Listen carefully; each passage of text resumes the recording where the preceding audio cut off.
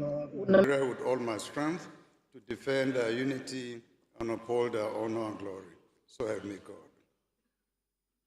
Almighty God, Creator and ruler of heaven and earth, we beseech thee to inspire and guide all our counsels and actions, so that we may always walk in the path of justice, love, and charity to one another. Help us with thy grace to do only those things that will promote the unity, peace, happiness, and prosperity of Nigeria.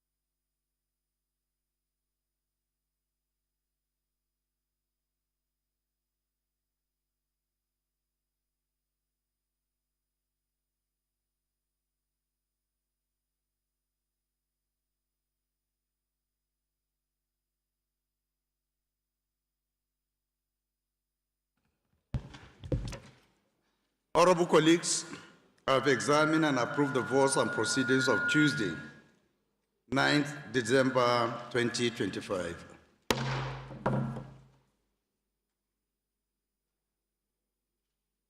Any member with petition?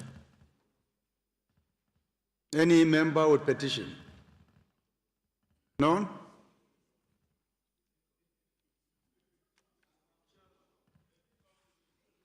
We need to move for his impeachment. He is around, and if he cannot have any petition for us, then he does not justify to continue being the chair.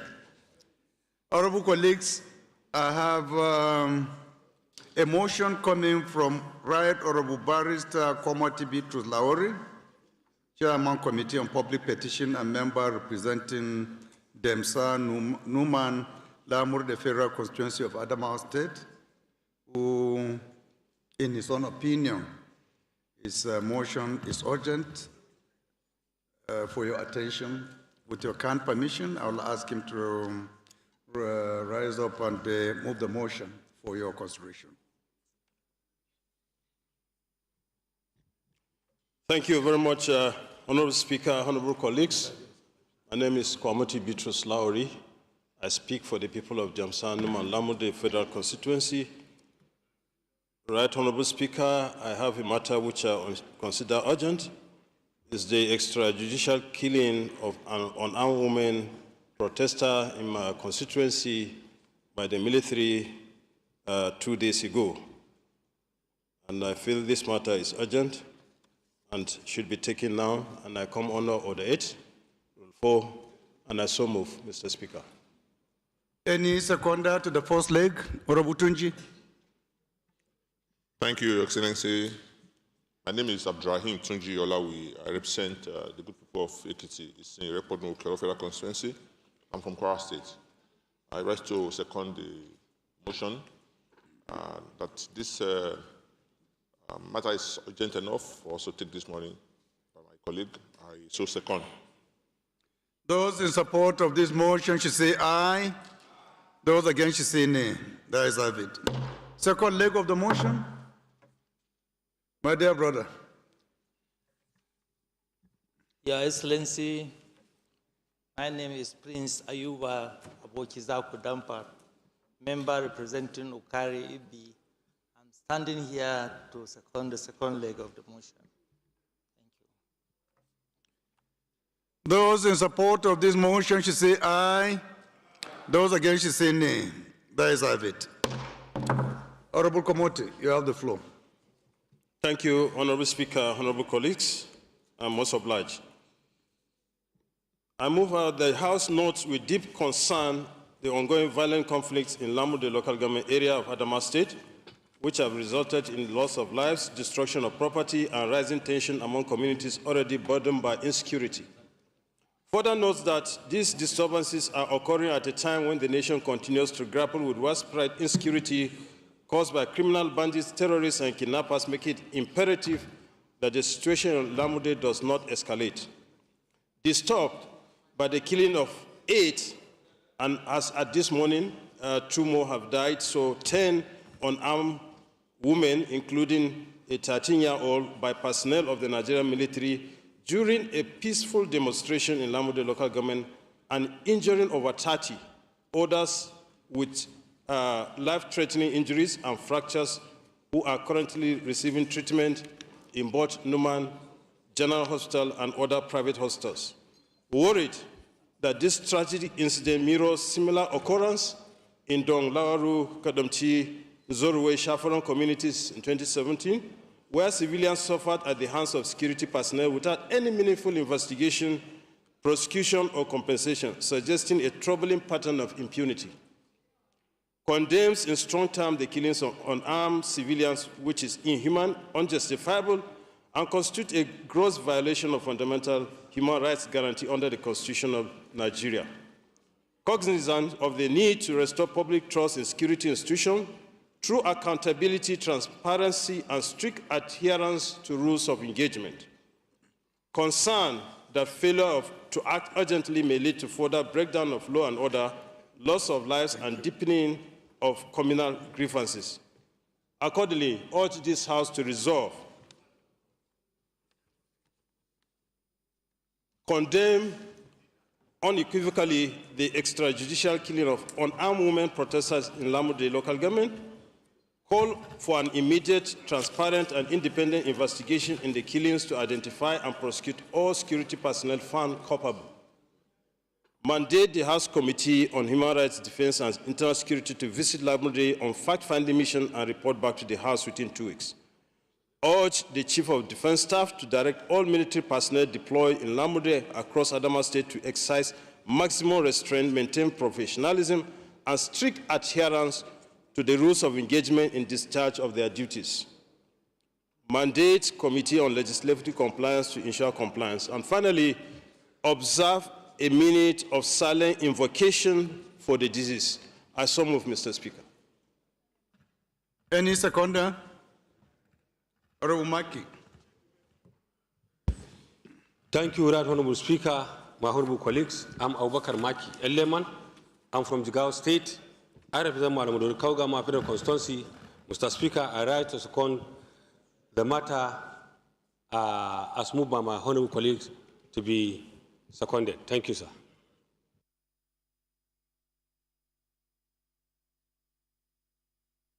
That is have it.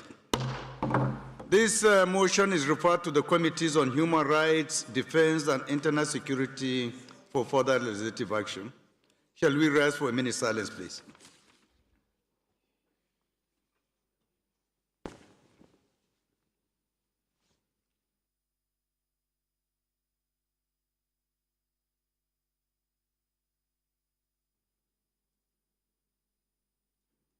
May the soul of the departed rest in peace.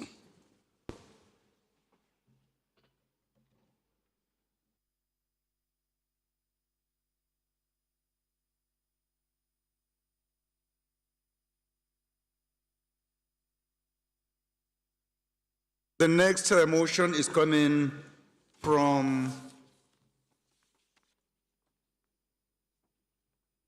Honorable Barrister Omosede Ebenedium, member representing Ovia Northeast and Ovia Southwest Federal Constituency of Edo State. Honorable Omosede, can you rise and move your motion, please? Thank you, Your Excellency, the Right Honourable Speaker, distinguished honourable colleagues. I remain Right Honourable Omosede Gabriela Igbenedion, representing the people of Ovia Northeast and Ovia Southwest Federal Constituency of Edo State. Today, I crave your indulgence to move this matter of urgent public importance under Order 8, Rule 5, on the urgent need to reject the proposed ceding of parts of Edo State for the creation of Torobi State. Thank you, Right Honourable Speaker. I so move. Honorable Saidu, you want to second the first leg of the motion? Thank you so much, Mr. Speaker. Honorable colleagues, my name is Honorable Said Musa Abdullahi. I represent the people of Bida, Gwakokacha Federal Constituency. Mr. Speaker, I am from Niger State.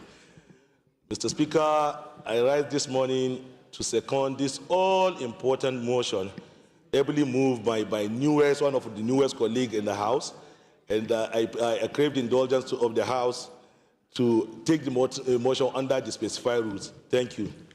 Thank you for the assistance. Those in support of this motion should say aye. Those against should say nay. There is have it. The only comrade from Kano.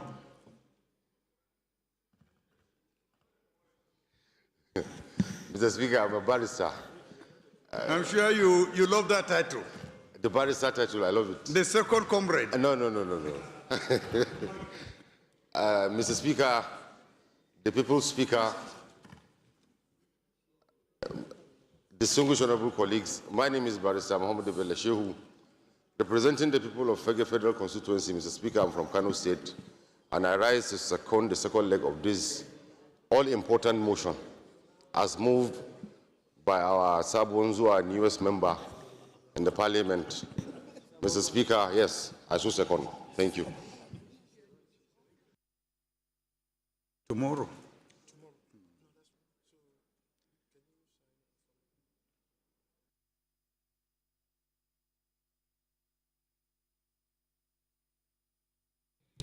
Honorable, please.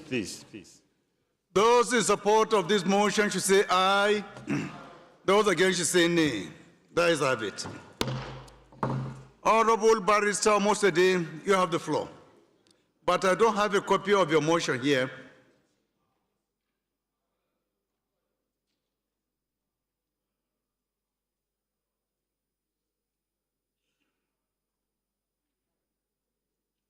Please go ahead. Okay, thank you. The House notes with grave concern the recent proposition made during a South-South geopolitical zone meeting wherein the creation of Torobi State was suggested, with parts of Edo State, particularly from Ovia and Ikobaka local government areas, being earmarked for inclusion in the proposed state. Further notes that the affected communities such as Ugoton, Siloko, Agiamoba, Udo, Ekenwa, Ikoro, Obazua, Ologbo, and surrounding riverine areas are foundational to the Benin Kingdom and hold deep ancestral, historical, and Members, cultural please, let's be significance. seated. Let's be seated. The session is on. A member is on. Please, let's be seated. Order, please.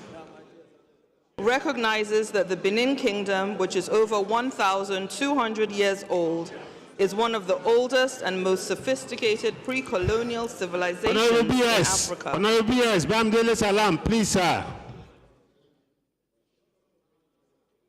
Globally renowned for its advanced political structure, urban development, military organization, and the world-famous Benin bronzes, which continue to define Nigeria's cultural heritage in global institutions.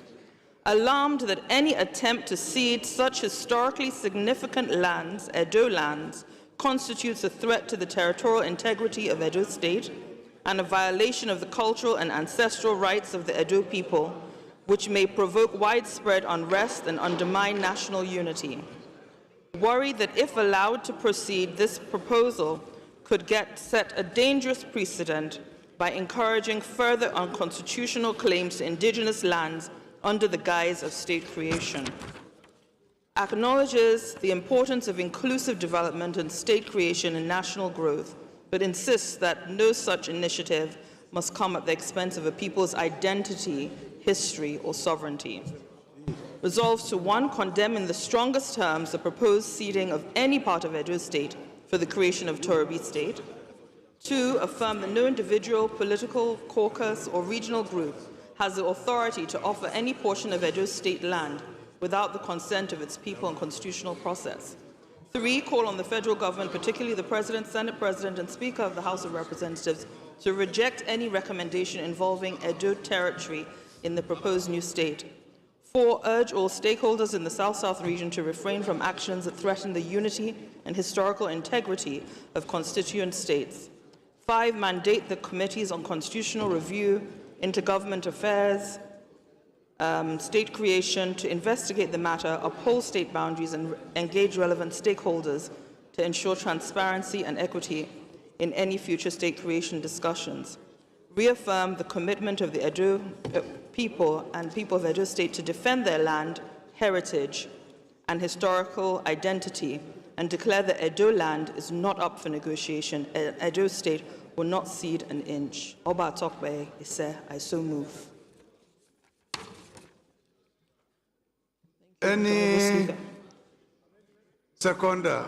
My dear brother, I think you want to contribute, right? After your contribution, please go ahead and second as well. Okay. Thank you, Mr. Speaker. Mr. Speaker, I remain Honorable Esosa Yahweh.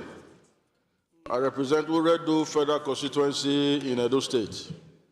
Mr. Speaker, Uredu has one of the most revered monarchs in sub-Saharan Africa. I would like to give a brief snippet before I second. This is the Benin monarch. And Mr. Speaker, these lands and this proposed state, most of the communities around the riverine areas of Edo State will be affected.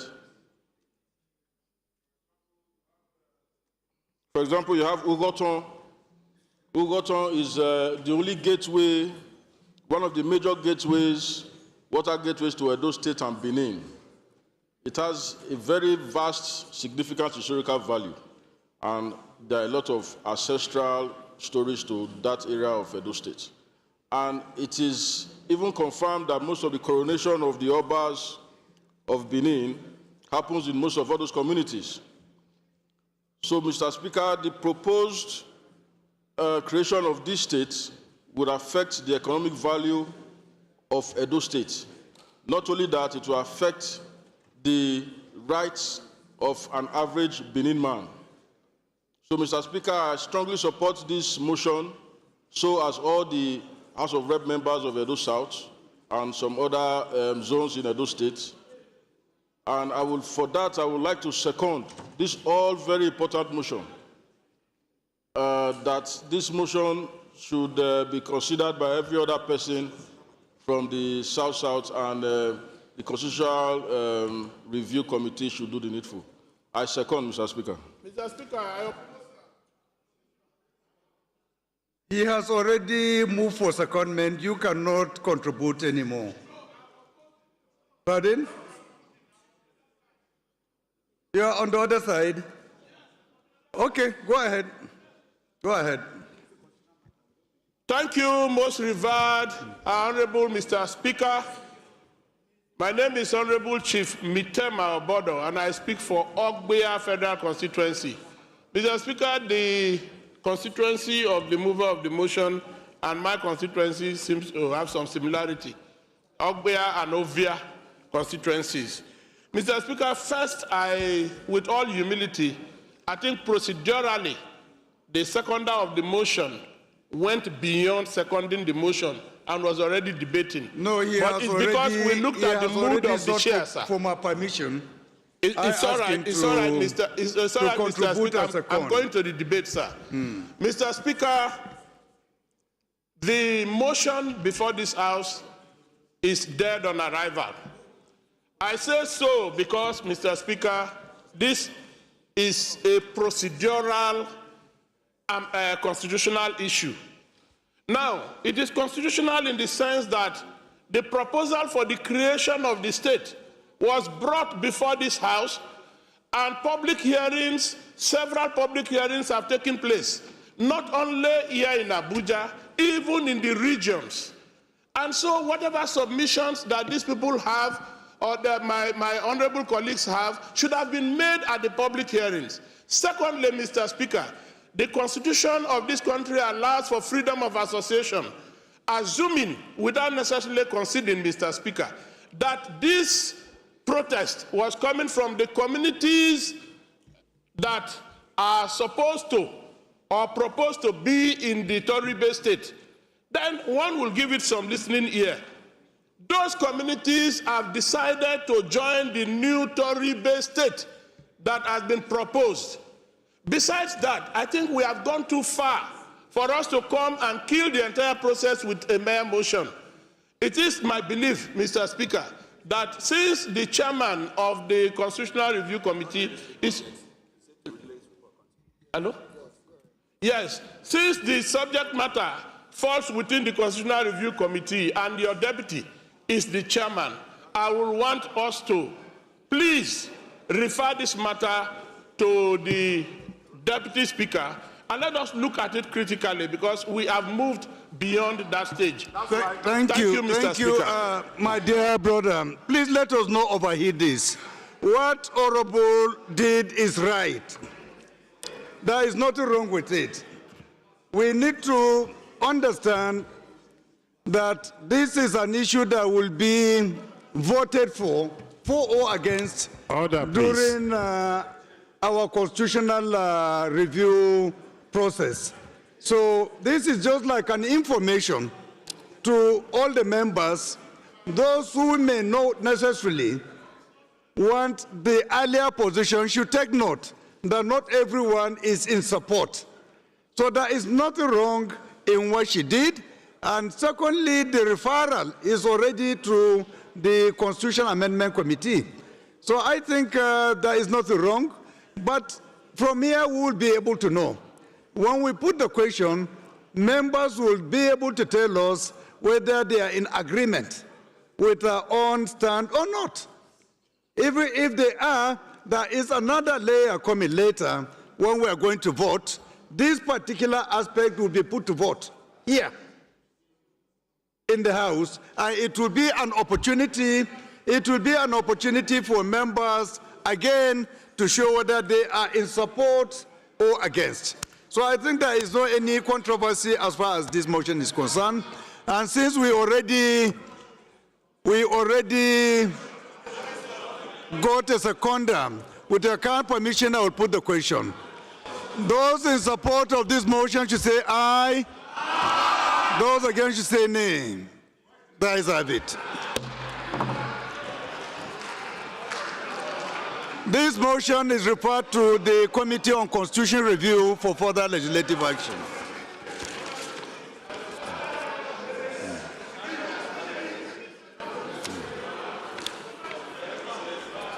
Honorable colleagues, the last but not the least is a motion coming from Right Honorable Said Musa Abdullahi, member representing Bida Bako Kacha Federal Constituency of Niger State.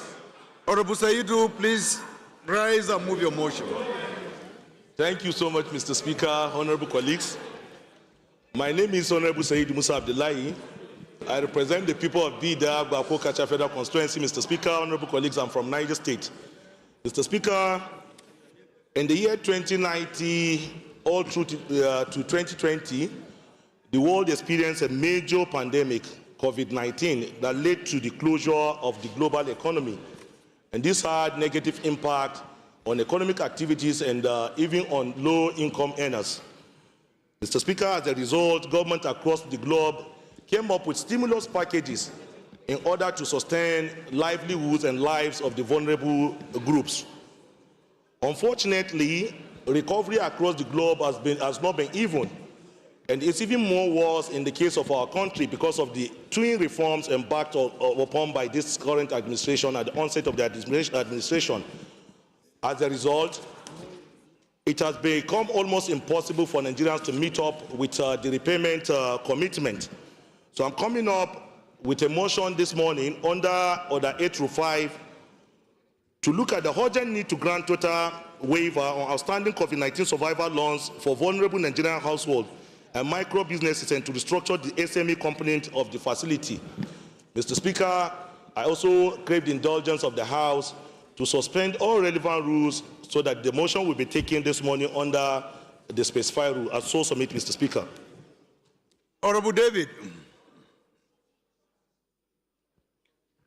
Mr. Speaker, honorable colleagues, I still remain Ogel David Agada, member representing Oju Obifera constituency. I'm from Benue State, the food basket of the nation, and a proud Igede son. I rise this morning to second this all-important motion of urgent public importance as moved by my colleague. I so second, Mr. Speaker, honorable colleagues. Those in support of this motion should say aye. Those against should say nay. There is have it. Second leg of the motion. My son that has run away from his daddy.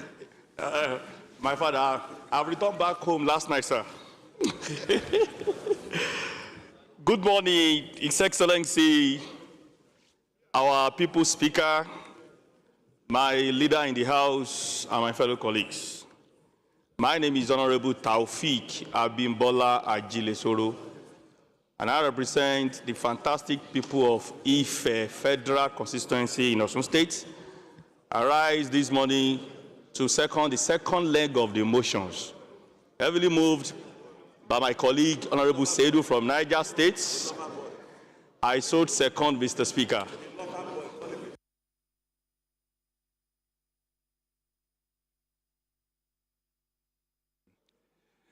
Those in support of this motion should say aye.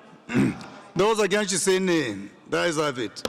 Honorable Seidu, you have the floor. Thank you, Mr. Speaker.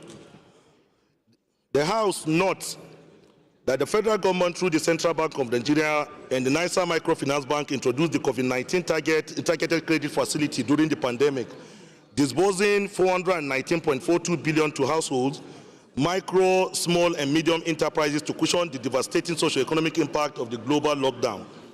Also notes that the program reached 792,936 beneficiaries nationwide, out of which 674,972 were households, and 117,964 small businesses, with women accounting for 45% of beneficiaries.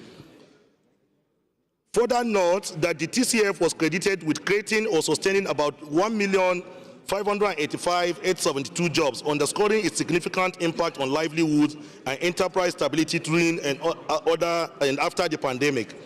Concerned that as of September 2023, 261.07 billion, about 62% of the loans remain unpaid, while 378.03 billion was classified as outstanding, reflecting widespread inability to repay among vulnerable households and micro enterprises. Further concerned that recent CBN surveys shows rising default rates across households and enterprise lending in Q4 2024 and Q2 2025, driven by inflation above 24%, severe food insecurity, loss of purchasing power, business closures, and shrinking household incomes. Believes that despite the high default figures reported in 2023, substantial recoveries have been made through the unplanned automatic deductions from beneficiaries' bank accounts between late 2023 and December 2025. This suggests that the current outstanding exposure may be significantly lower and therefore physically manageable for a structured waiver. Recognizes that the COVID-19 TCF was fundamentally a survival support loan, not a conventional business facility, as many households use the fund for essential needs such as food, shelter, healthcare, and school fees during the lockdown, making repayment unrealistic for those who have not recovered economically. Also acknowledges that Nigeria has a strong domestic precedent of leniency in the Anchor Borrowers Program, where despite its commercial nature and the default rate exceeding 50%, the federal government has repeatedly provided restructuring and partial waivers.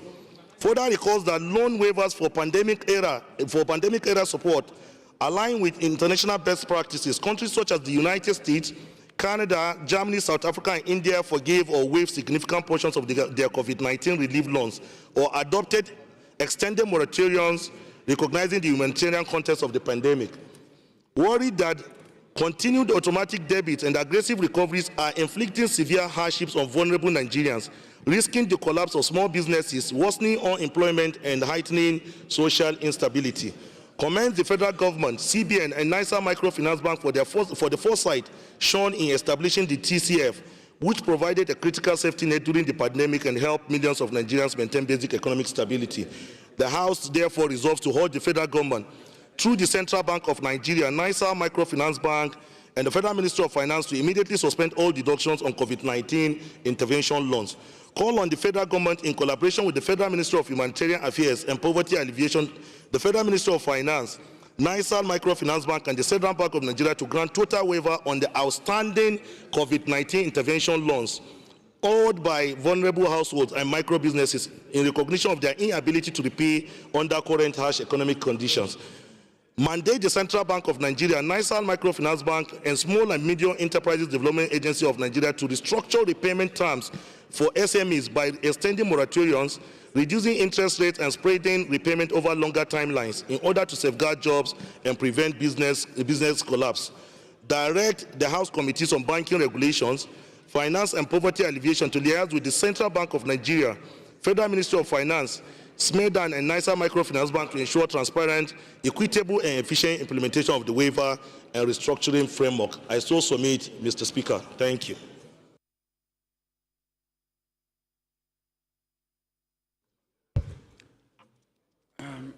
Let me see from the other side. People are accusing me of not. Oh, Ishaka. Okay, I thought you will concede to. Okay, go ahead. Thank you very much, our quintessential speaker with substantial values. I'm Right Honorable Dr. Ibrahim Ayokunle Isiaka. I speak for and on behalf of the very good people of the Ifoiwekoro Federal Constituency, and I'm from Ogun State. It's so unfortunate that I will have to rise this morning, which is out of good conscience, with the submission of my very good brother, SMA.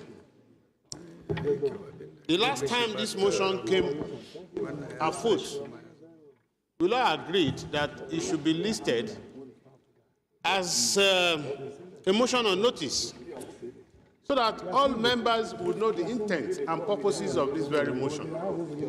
And members would be able to contribute. What I am not persuaded about this motion is that he has agreed that substantial numbers of people have repaid this loan, and some people refused to pay.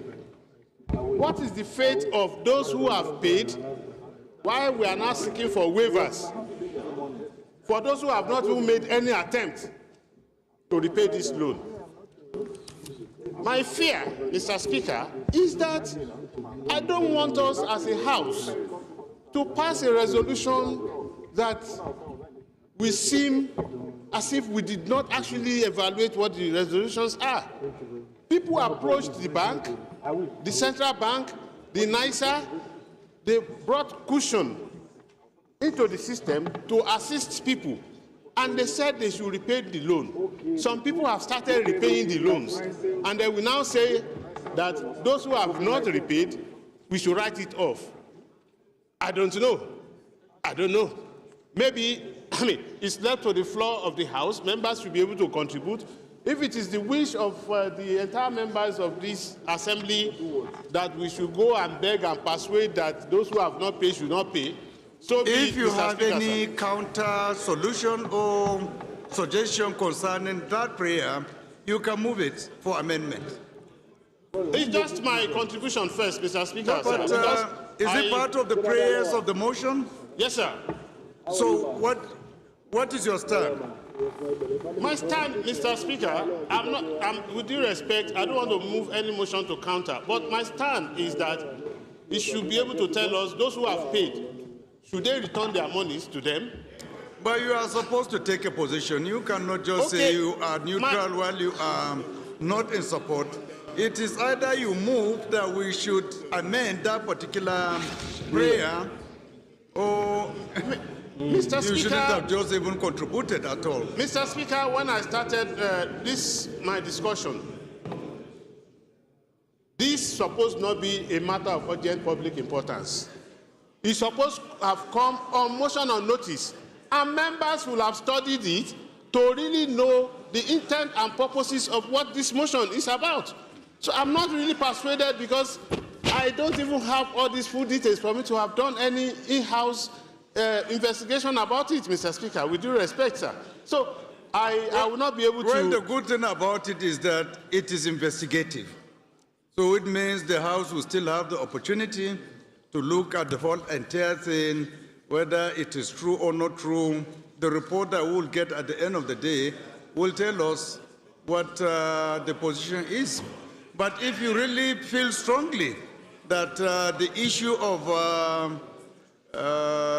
writing off the loans of those who are unable to pay, I urge you to move for an amendment.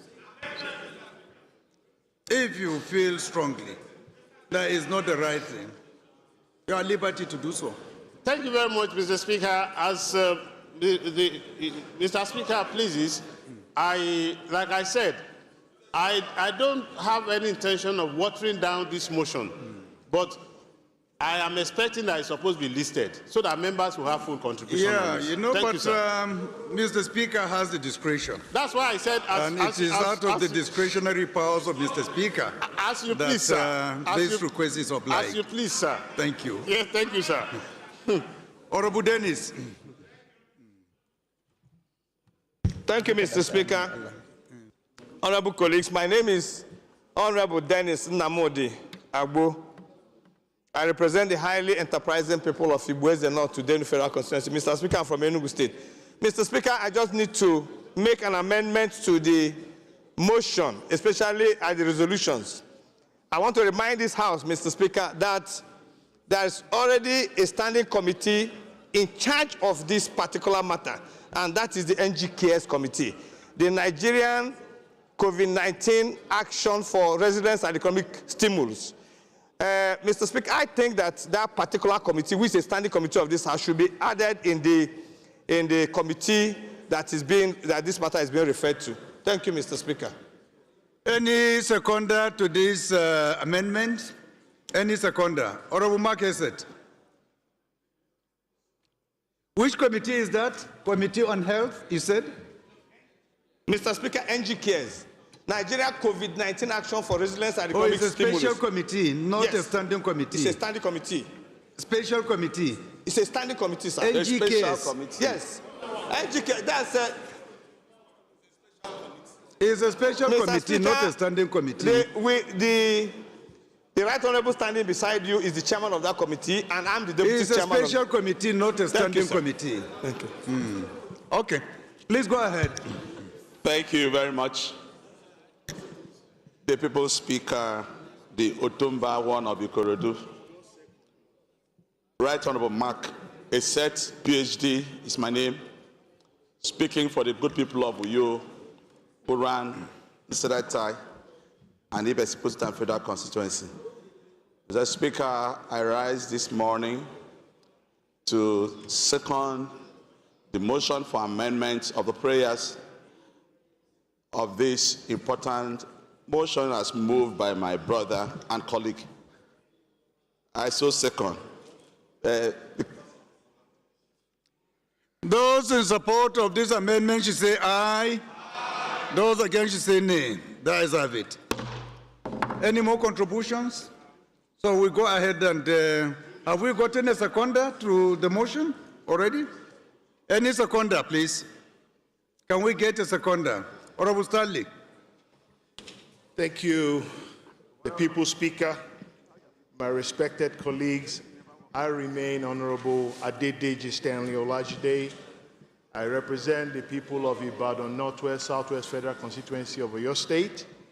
I rise to second the motion ably moved by my colleague. I so second, Mr. Who is Speaker. that colleague? You are showing? Is the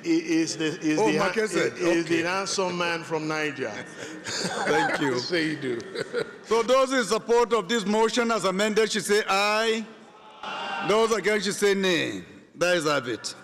So this motion is referred to the committees on banking regulation, NGKS, finance, poverty alleviation, and poverty alleviation for further legislative action.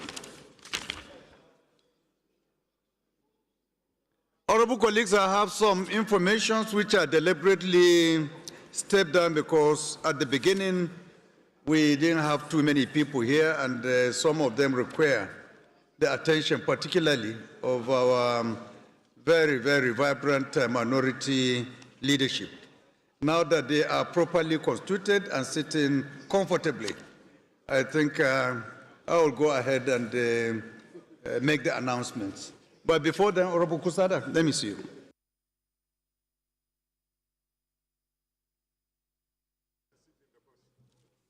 Mr. Speaker, I think we have passed time now.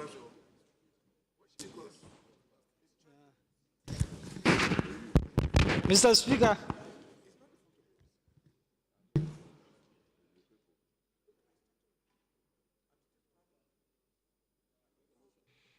Honorable Kusada, please.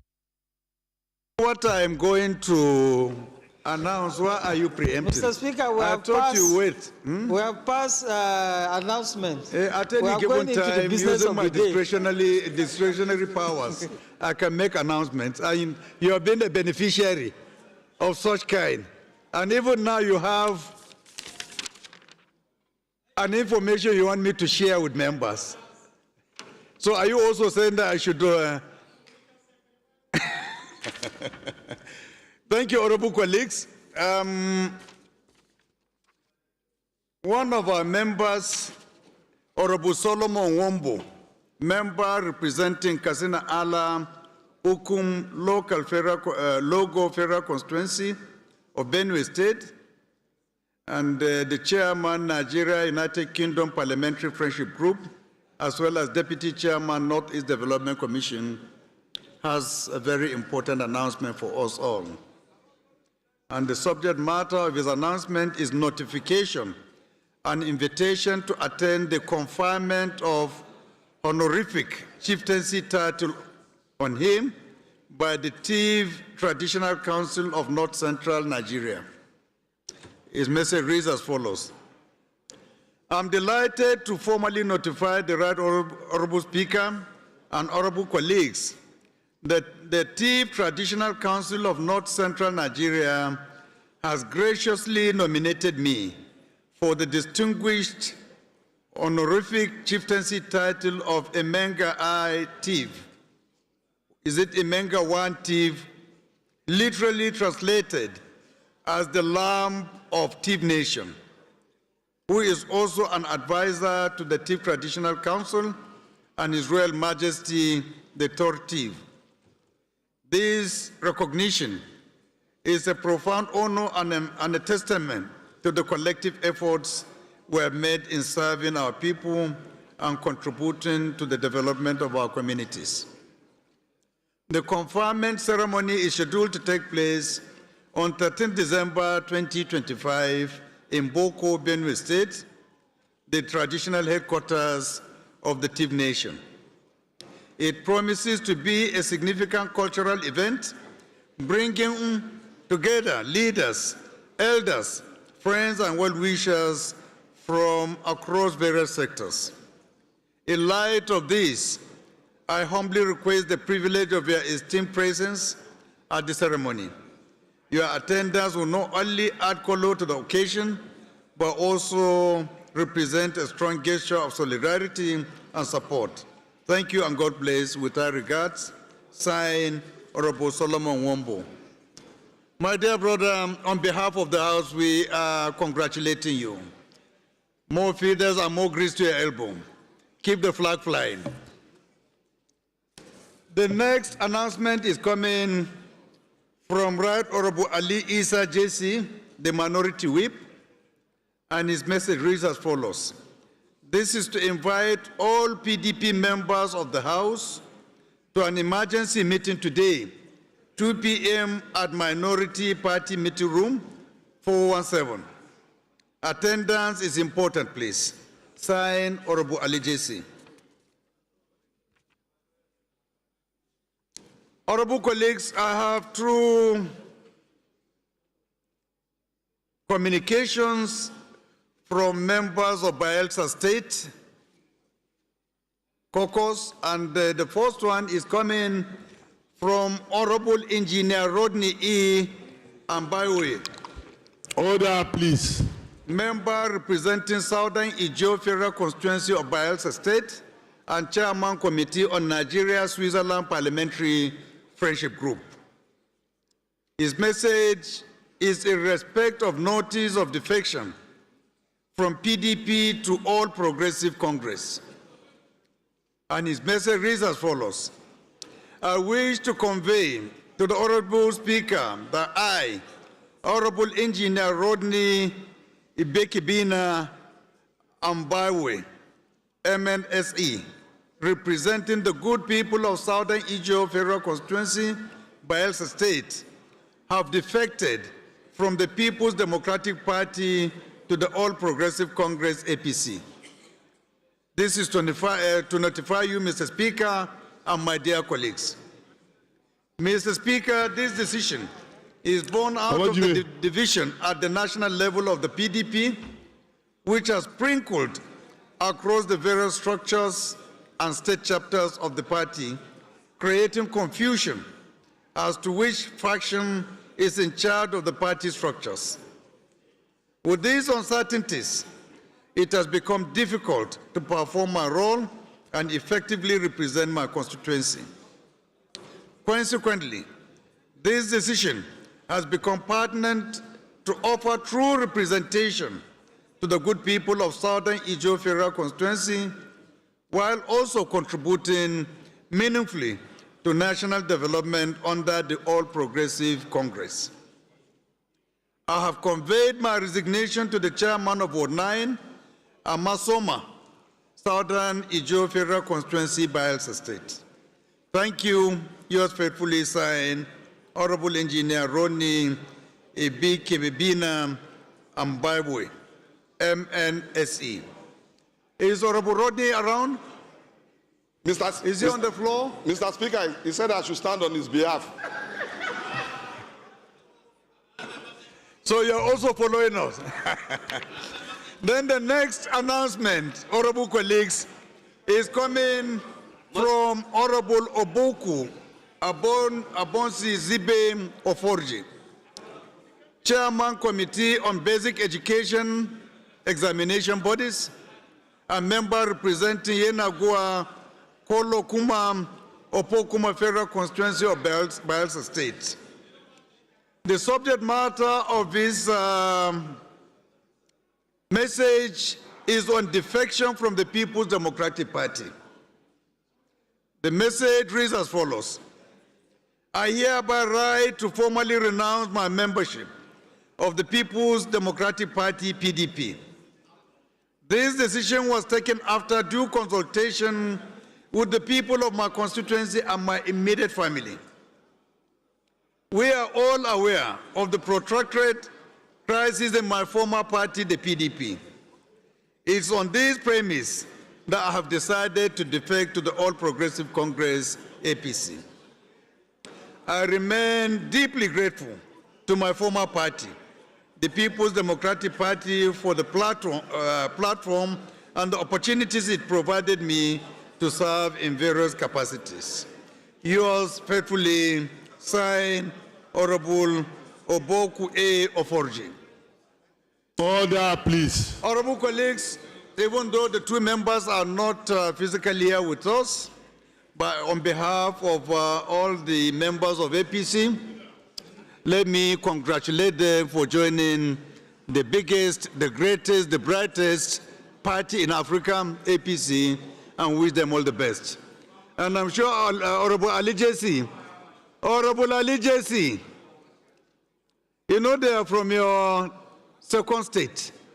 Do you have anything to say? Or you didn't even hear the announcement I made? So I've withdrawn my statement. No, I know you have ear problem today. For obvious reasons, you can't say anything. Thank you very much, honorable colleagues. The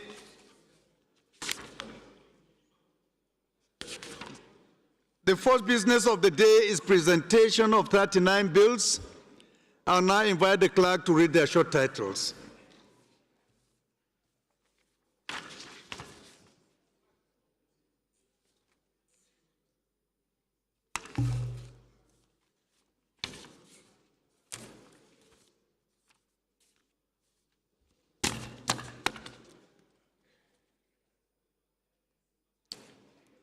Where is the clerk?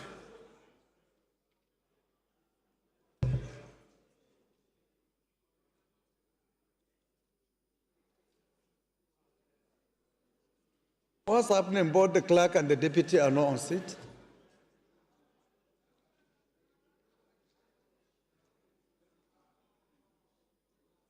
Very unusual.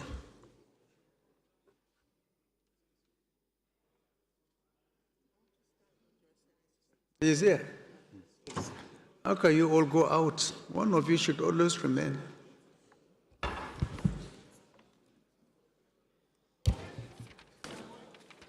Right Honorable Speaker, honorable members, Agricultural Credit Guarantee Scheme Fund Act Amendment Bill 2025, first reading. Constitution of the Federal Republic of Nigeria 1999, Alteration Bill 2025, first reading. Honorable Isiaka, you are welcome. National Colleges of Health Technology Commission Establishment Bill 2025, first reading. Constitution of the Federal Republic of Nigeria 1999, sixth Alteration Bill 2025, first reading. Passport Miscellaneous Provisions Act Amendment Bill 2025, first reading. Federal Medical Centers Act Amendment Bill 2025, first reading. Federal Medical Centers Act Amendment Bill 2025, first reading. Federal Vocational and Skills Acquisition College, Ibadan North, Oyo State Establishment Bill 2025, first reading. National Directorate of Employment Act Amendment Bill 2025, first reading. Federal College of Nursing and Midwifery, Ibadan North, Oyo State Establishment Bill 2025, first reading. Nigerian Students Trust Fund Act Amendment Bill 2025, first reading. National Social Investment Program Agency Act Amendment Bill 2025, first reading. Public Officers Restriction on Medical Treatment Bill 2025, first reading. Social Media Regulation Bill 2025, first reading. Federal Roads Maintenance Agency Act Amendment Bill 2025, first reading. Funtua Craft Village Institute Establishment Bill 2025, first reading. National Essential Energy Services Protection Bill 2025, first reading. National Agency for Food and Drug Administration and Control Act Amendment Bill 2025, first reading. Constitution of the Federal Republic of Nigeria 1999, sixth Alteration Bill 2025, first reading. Legal Practitioners Act Repeal and Enactment Bill 2025, first reading. Federal College of Health Technology (IGO) Establishment Bill 2025, first reading. Computer Professionals Registration Council of Nigeria Act Amendment Bill 2025, first reading. Agricultural Research Council of Nigeria Act Amendment Bill 2025, first reading. Joint Admissions and Matriculation Board Act Amendment Bill 2025, first reading. National Institute of Interventional Radiology, Cardiology and Neurology, Maiduguri, Borno State Establishment Bill 2025, first reading. Energy Commission of Nigeria Repeal and Enactment Bill 2025, first reading. Federal Medical Centers Act Amendment Bill 2025, first reading. National Lottery Compliance Center Establishment Bill 2025, first reading. Federal Plea Bargain Registry Establishment Bill 2025, first reading. Nutritionist Registration Council of Nigeria Establishment Bill 2025, first reading. Constitution of the Federal Republic of Nigeria 1999, sixth Alteration Bill 2025, first reading. Federal Guards, Private Guards Companies Act Amendment Bill 2025, first reading. Constitution of the Federal Republic of Nigeria 1999, sixth Alteration Bill 2025, first reading. Chartered Sustainability Professionals Institute of Nigeria Establishment Bill 2025, first reading. Granite and Cotton Management Board Establishment Bill 2025, first reading. Federal Institute of Entrepreneurship and Cooperative Studies Establishment Bill 2025, first reading. National Council of Traditional Rulers of Nigeria Establishment Bill 2025, first reading. Federal College of Vocational and Craft Training Boloko Maiha Adamawa State Establishment Bill 2025, first reading. Federal Medical Centers Act Amendment Bill 2025, first reading. Honorable colleagues, the second business of the day is presentation of 4 reports of the Committee on Agricultural Colleges and Institutions. Standing in the name of Honorable Isiaka Abiodun Akiladi, Honorable Akiladi is invited to present the reports. Thank you very much, Mr. Speaker, my dear colleagues. Right, Honorable Abiodun Isaac Akinlade is my name, representing Yewa South, Ikpoka Federal Constituency. Mr. Speaker, I'm from Ogun State. I rise to move that the House do receive 4 reports of the Committee on Agricultural Colleges and Institutions on bills for an act to amend the Agricultural Research Council of Nigeria Act, Cap A12, Laws of the Federation of Nigeria 2004, HB 1481, HB 1805, HB 1876, and HB 2025. I do move, Mr. Speaker. Is the Deputy Chairman of the committee around, please? Thank you, Mr. Speaker. I remain Salman Idris. I speak for Kababunu Jumu Federal Constituency. Mr. Speaker, I rise to second the motion. I'd like to second the motion to lay this report as ably moved by my chairman. Thank you, Mr. Speaker. Those in support of this motion should say aye. Those against should say nay. There is have it. Honorable Akiladi, please proceed and lay your reports. The first order of the day is the third reading of a bill for an act to amend the National Eye Center Act Cap N38, Laws of the Federation of Nigeria 2004, to provide for the establishment of more specialist eye care centers and for related matters, standing in the name of the House Leader. Honorable members will recall that the House adopted the report of the Committee of the Whole on the bill on Tuesday, 18th November 2025. Honorable colleagues, the second order of the day is the third reading of a bill for an act to establish Federal Institute of Vision and Optical Research, IREMA, Oba Ibema Ndoni, local government area of Rivers State, to provide for scientific research, development of new technologies and products in vision and optical health, and for related matters, standing in the name of the House Leader. Honorable members will recall that the House adopted the report of the Committee of the Whole on the bill on Tuesday, 18th November 2025. The third order of the day is the third reading of a bill for an act to establish the Federal College of Optometry, Odioku, Ahoda, West Oba, Ibema, Ndoni local government area, River State, to provide for courses leading to the award of designated degrees, diplomas, and certificates in optometry, ophthalmology, and related courses and for related matters, standing in the name of the House Leader. Honorable members will recall that the House adopted the report of the Committee of the Whole on the bill on Tuesday, 18th November 2025.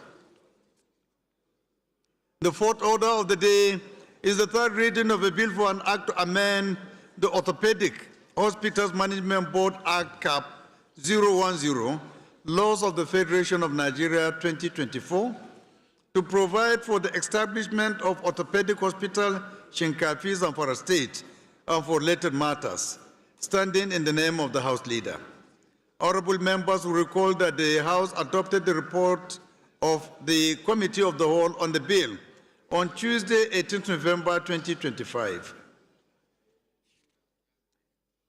The fifth order of the day is the third reading of a bill for an act to repeal the Nigerian Shippers Council Act, Cap N133, Laws of the Federation of Nigeria 2004, and enact the Nigerian Ports Economic Regulatory Agency Act 2025 to provide for economic regulation of ports services and for related matters.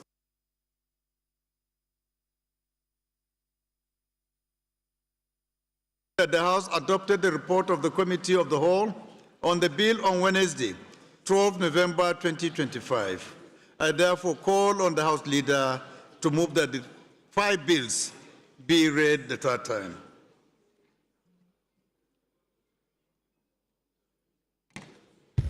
Mr. Speaker, Professor Julius Ihonvere, O1 Federal Constituency, Edo State.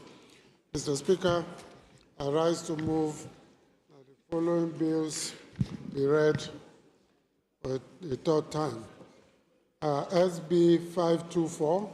That's the first one that has POI. It's actually SB 524.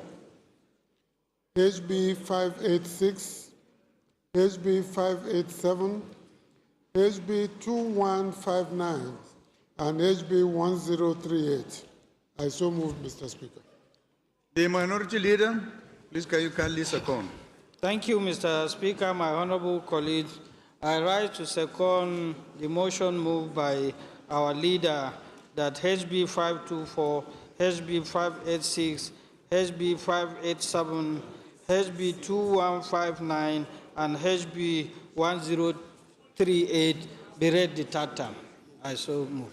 Second. Those in support of this motion should say aye. Those against should say nay. That is have it.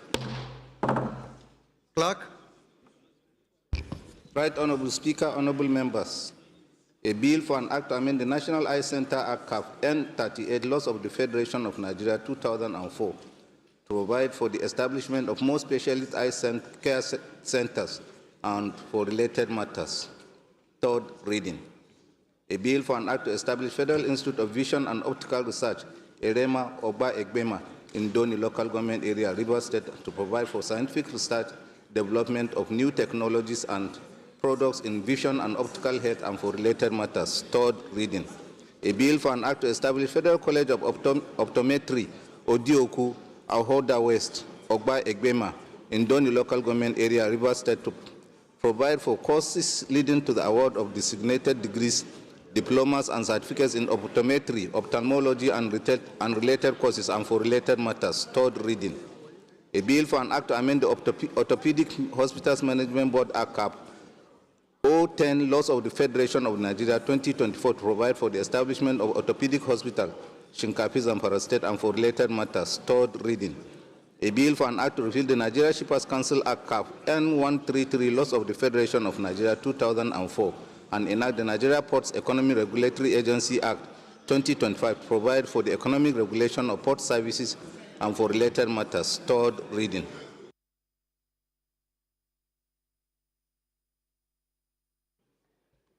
All the 5 bills are read the third time and passed. The sixth order of the day is commencement of debate on the general principles of a bill for an act to repeal the Statistics Act number 9, 2007, and enact the Statistics Bill 2025 to enhance the responsiveness, relevance, and effectiveness of the national statistical system in the digital era, establish an improved funding mechanism, and strengthen the system to promote global competitiveness in statistical development at all levels of government and for related matters. Standing in the name of Honorable Abbas Tajuddin and Honorable Adeboyega Nasuri Isiaka. Honorable members who called that the bill was read the first time on Tuesday, 22nd July 2025. I now invite Honorable Isiaka to move that the bill be read the second time. Thank you very much, Mr. Speaker, my honorable colleagues. My name is Boyega Isiaka. I represent the people of Yewa North. Honorable Zak, please can you find your seat? Federal Constituency of Ogun State. And I rise to move that a bill for an act to repeal the Statistics Act number 9, 2007 and enact the Statistics Bill 2025 to enhance the responsiveness, relevance, and effectiveness of the Nigerian statistical system be read the second time. I so move, Mr. Speaker.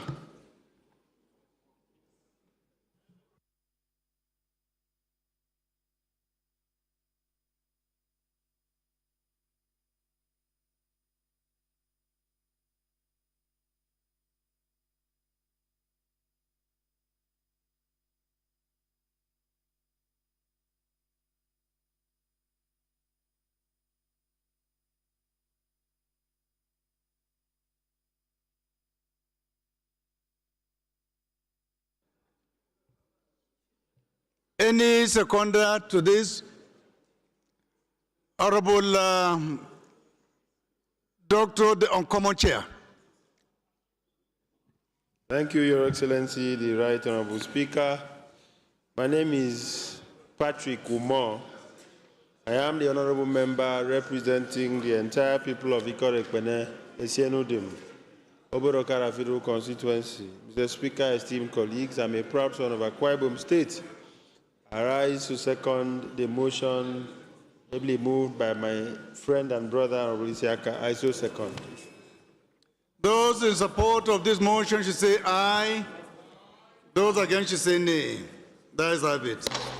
Honorable Isiaka, you may probably have to give us a kind of background information concerning this amendment bill for for members to make up their minds. Thank you very much, Mr. Speaker, and my colleagues. Mr. Speaker, this House has been a very strong advocate of strong institutions to drive our development and growth, particularly in the face of an increasingly changing world. And one of those institutions that needs to be strengthened is Nigerian Bureau of Statistics. Honorable Jimmy Benson, please, can you see because of the reliability of data in influencing flow of investment, and also because of data that is also required by both the private and public sector of Nigeria to take the right decisions on investment and other decisions. So that is basically the background to this. It is to strengthen the Nigerian Bureau of Statistics such that the kind of information that will be coming from there will continue to be reliable, and people both within and outside the country will continue to rely on it to take decisions such that investments can flow to our country, and all of that. It's a 9-part, bill that we have, and it is meant to strengthen the coordination of data and statistics across all levels of government, and to enhance autonomy and professional independence of Nigerian Bureau of Statistics, and also to establish a sustainable funding mechanism for Nigerian Bureau of Statistics, all at the end of the day, to give us a stronger and better performed Nigerian Bureau of Statistics that everybody can rely on. The details is in the law of, is in the bill of all of these areas. So that is the background to this. And like I said, it's in line with what we have all advocated in this chamber for stronger institutions that will be used to achieve the purpose for which we are here. So that is the background to it, and I enjoin my colleagues to allow the bill to pass, to go to the next stage in the bill passage process. Thank you very much. Honorable colleagues, okay, go ahead. Thank you very much once again. Our own speaking speaker, quintessential Tajuddin Abbas, PhD GCON.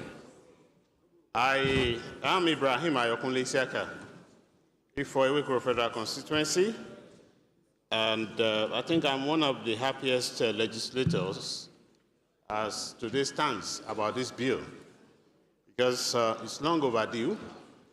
And permit me to even say that it started when I was the chairman of the House Committee on National Planning and Economic Development.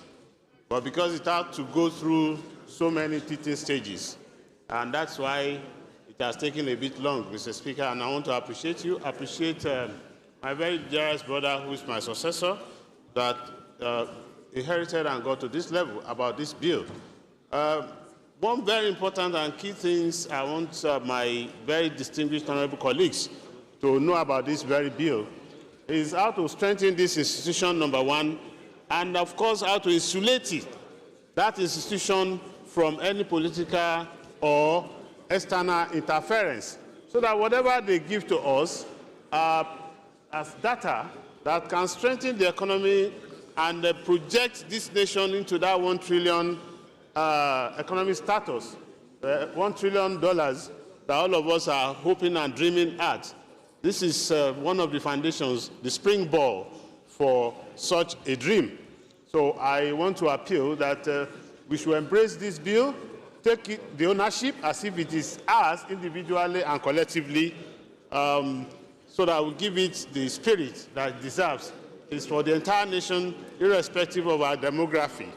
And I want to appeal that we should give it a speedy passage and up to when Mr. President should earnestly assent to this bill to become an act of the in the nation.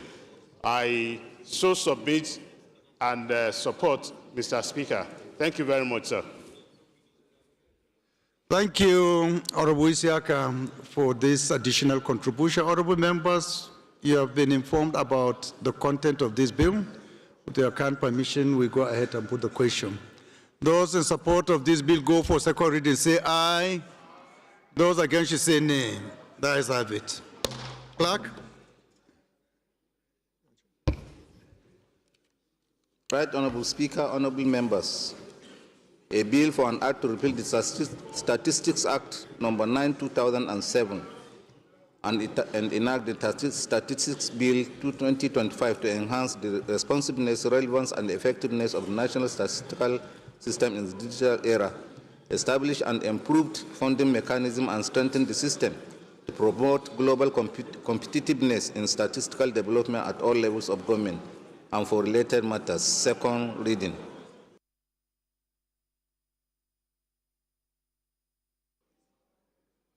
The seventh order of the day, bill referred to the Committee on National Planning and Economic Development for further legislative action.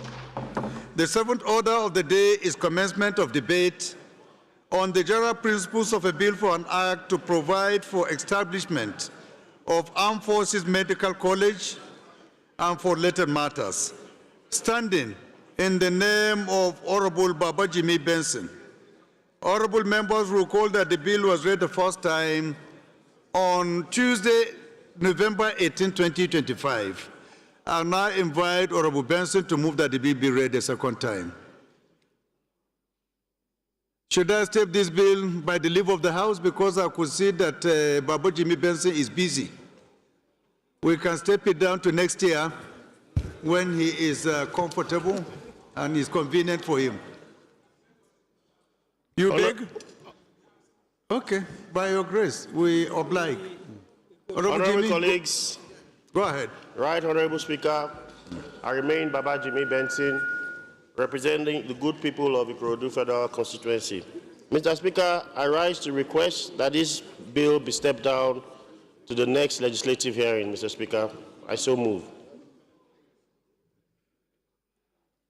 Honorable colleagues, are you now being intimidated by what I said or what? If I will step it down, it will be to next year. And I'm sure Honorable Shoba will support that.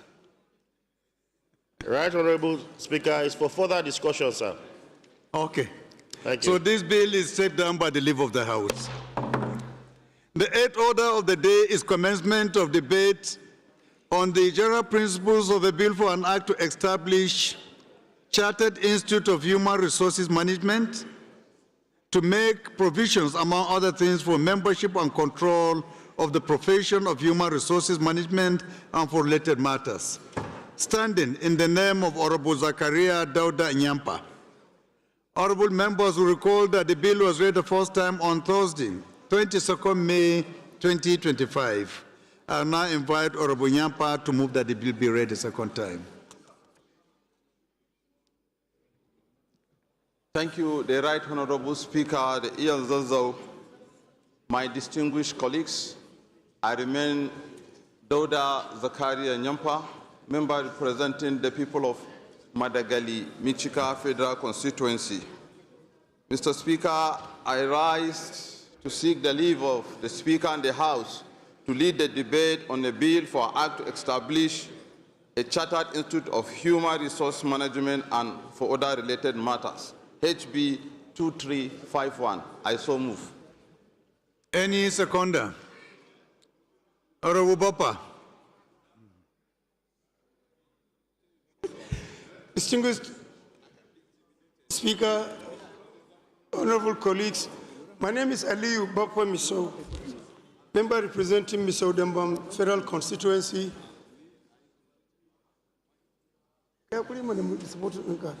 I stand to second the motion moved by honorable colleague that the motion be read, the bill be read for second reading. I so second. Those in support of this motion should say aye. Those against should say nay. That is have it. Honorable colleague, this is an establishment bill. I think we don't need to waste any time debating on it. Whatever needs to be done can be done at the level of public hearing. So with the account permission, I'll go ahead and put the question. Those in support of this bill being read the second time say aye. Those against you say nay. The ayes have it. Clerk. Right Honorable Speaker, honorable members. A bill for an act to establish Chartered Institute of Human Resources Management to make provisions, amongst other things, for membership and control of profession of human resources management and for related matters. Second reading. This bill is referred to the Committee on Commerce for further legislative action. The ninth order of the day is commencement of debate on the general principles of a bill for an act to alter the Constitution of the Federal Republic of Nigeria 1999 as amended to create Ikuano North and Ikuano South local governments from Ikuano local government in Abia State and for related matters, standing in the name of Honorable Obi Agwocha. Honorable members will recall that the bill was read the first time on Thursday, 30th October 2025. I now invite Honorable Agwocha to move that the bill be read the second time. Good morning, Mr. Speaker, distinguished honorable colleagues. My name is Honorable Obi Agwocha. Mr. Speaker, I represent the great people of Ikuano, Umuahia North and Umuahia South Federal Constituency. Mr. Speaker, I rise this morning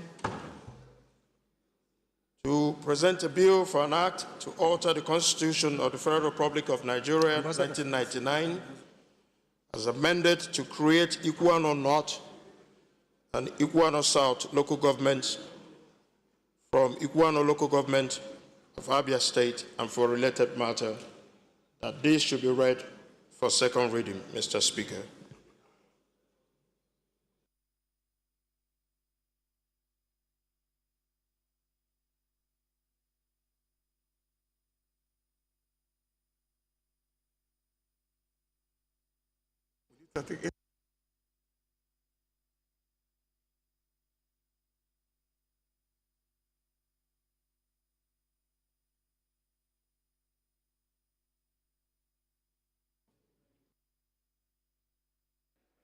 Okay.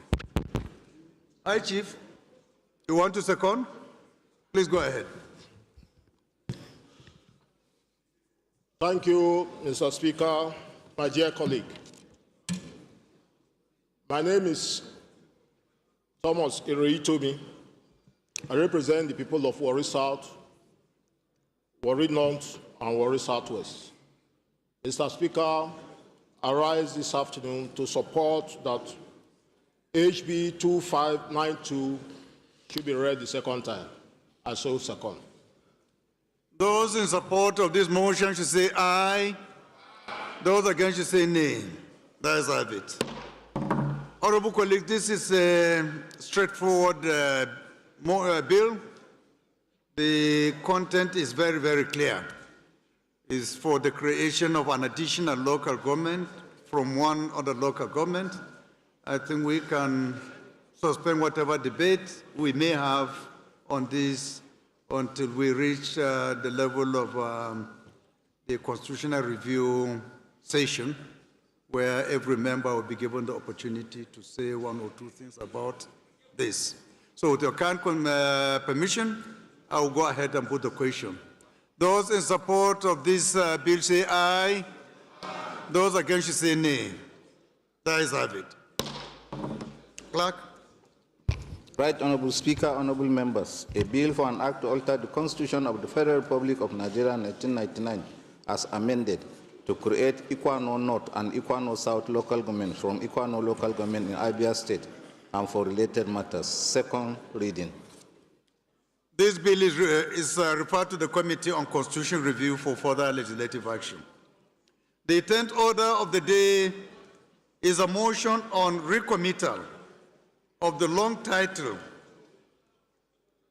Clause 8, even the 1, F and G, and the interpretation clause of the National Examination Council Establishment Bill 2025, standing in the name of Honorable Francis Waive.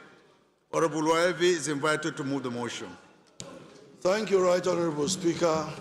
Francis A. Girogane Waive is my name, and I represent the entire people of Ughelli North, Ughelli South, and Udu. I'm from Delta State. I rise to move motion for the recommittal of the long title, Clause 8, I, F, G, and... Please be attentive. And the interpretation Otherwise, something will happen by 31st December. And interpretation... Honorable Akin, are you hearing me? And the interpretation clause of the National Examination Council NECO Establishment Bill 2025. The House knows that the National Examinations Council NECO Establishment Bill 2025 was passed by the House on Tuesday, 10 December 2024. Honorable Fred, that the provisions of the long you title... come to the majority side room if you want. Clause Honorable 2I... I'm making an offer for you. So, then you need to do the needful. Do the needful. F and G and the interpretation clause needs to be amended to ensure efficient performance of the function and powers of the National Examination Council Establishment Bill 2025. Cognizance of the need to rescind its decision on the National Examinations Council Establishment Bill 2025 to enhance the powers and functions of the Council, the House resolves to rescind its decision on the long title, Clauses 8, I, F, G, and interpretation clause, and recommit same to the Committee of the Whole for consideration and passage. I so move, Mr. Speaker. Honorable Ambarura, please can you second? Thank you, Mr. Speaker. Honorable Ali Jesse. Ali Jesse. My colleagues. Please approach the chair. I'm Honorable Bill Isa Ambarura, member representing Gorba Elela. Mr. Speaker, I'm from Sokoto State. Mr. Speaker, my distinguished colleagues, I rise up to second the motions ably moved by the chairman and my chairman, Rules and Business Committee, on the motion to the committal of the long title clause 8, IFG, and the interpretation clause of the National Examination Council. I so move, Mr. Speaker. Thank you.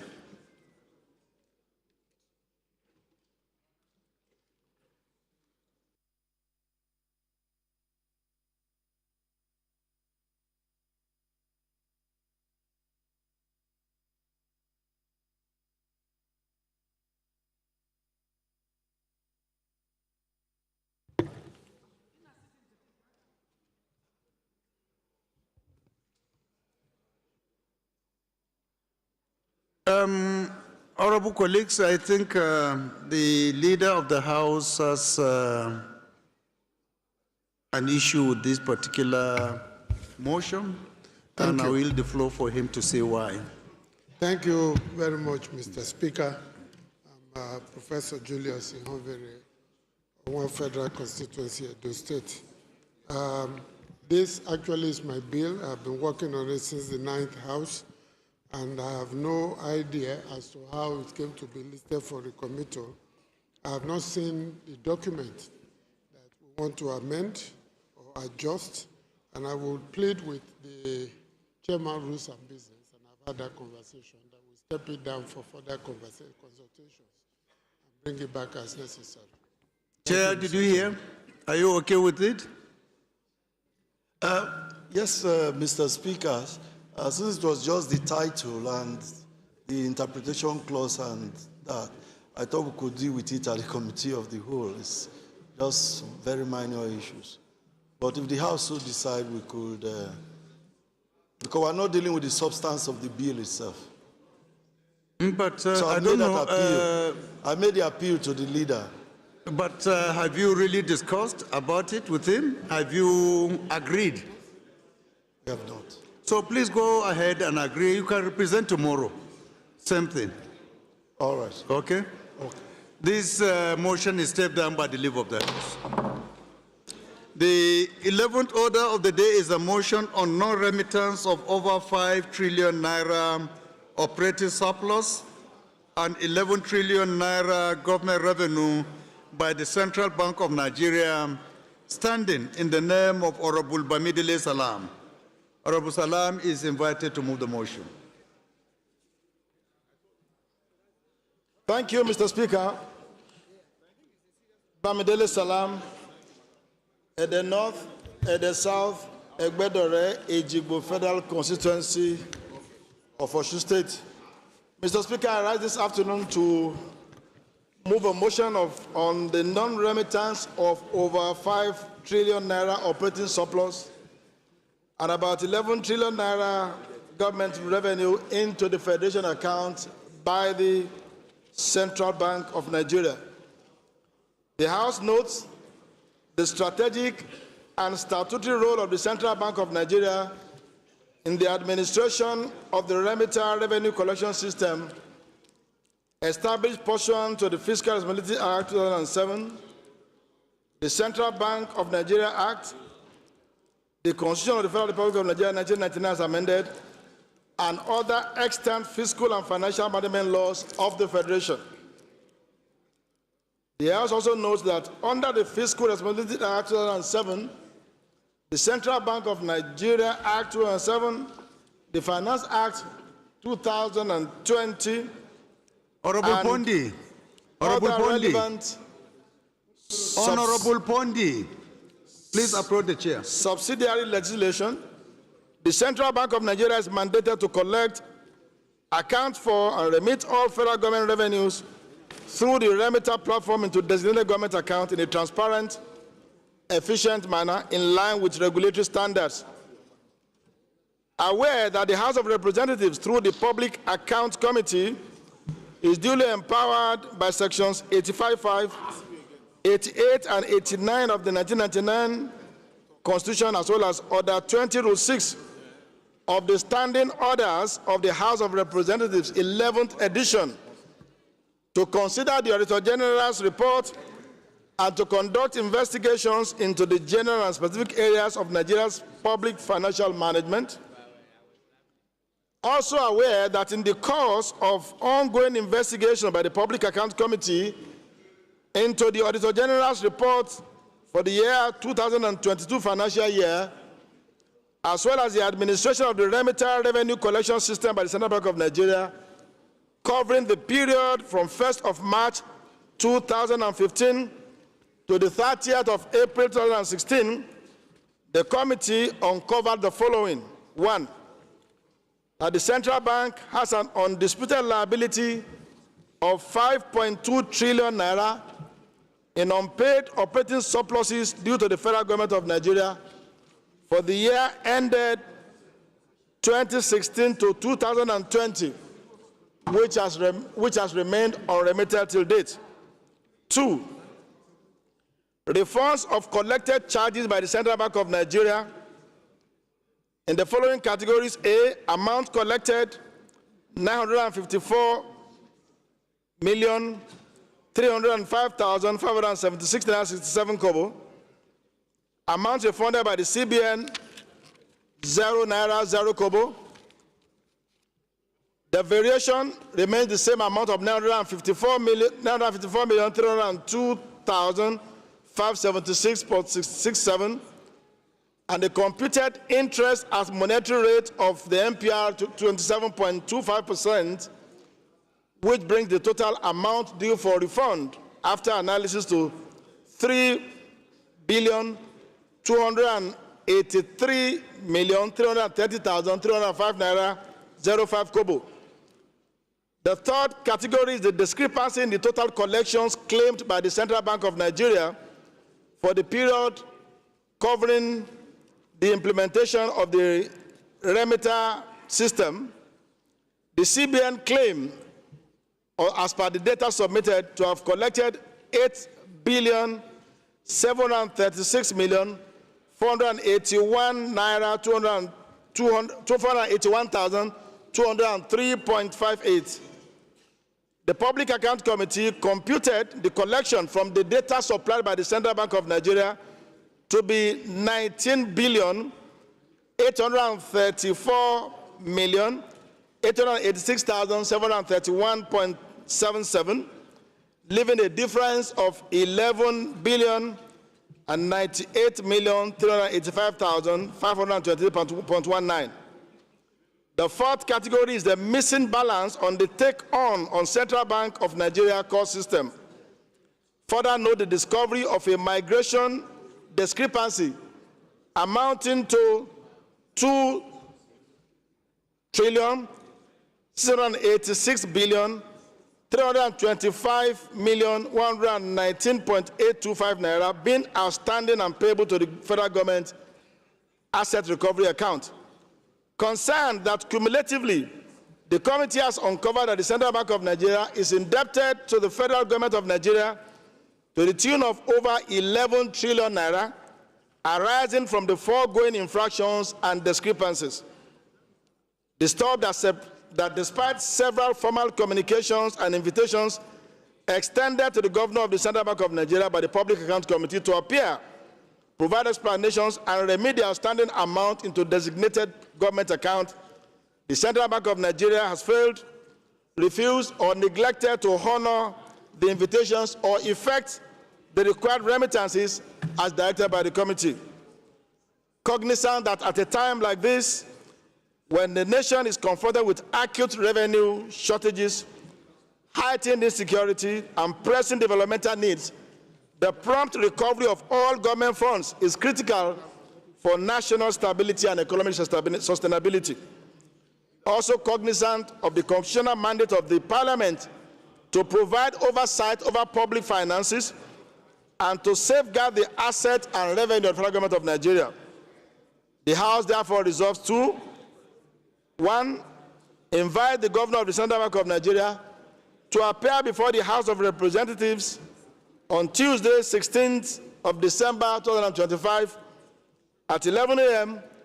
to explain the non-remittance of the identified government revenues and present a concrete plan for immediate payment of all outstanding amount into the designated federal government account. I so move, Mr. Speaker. Thank you.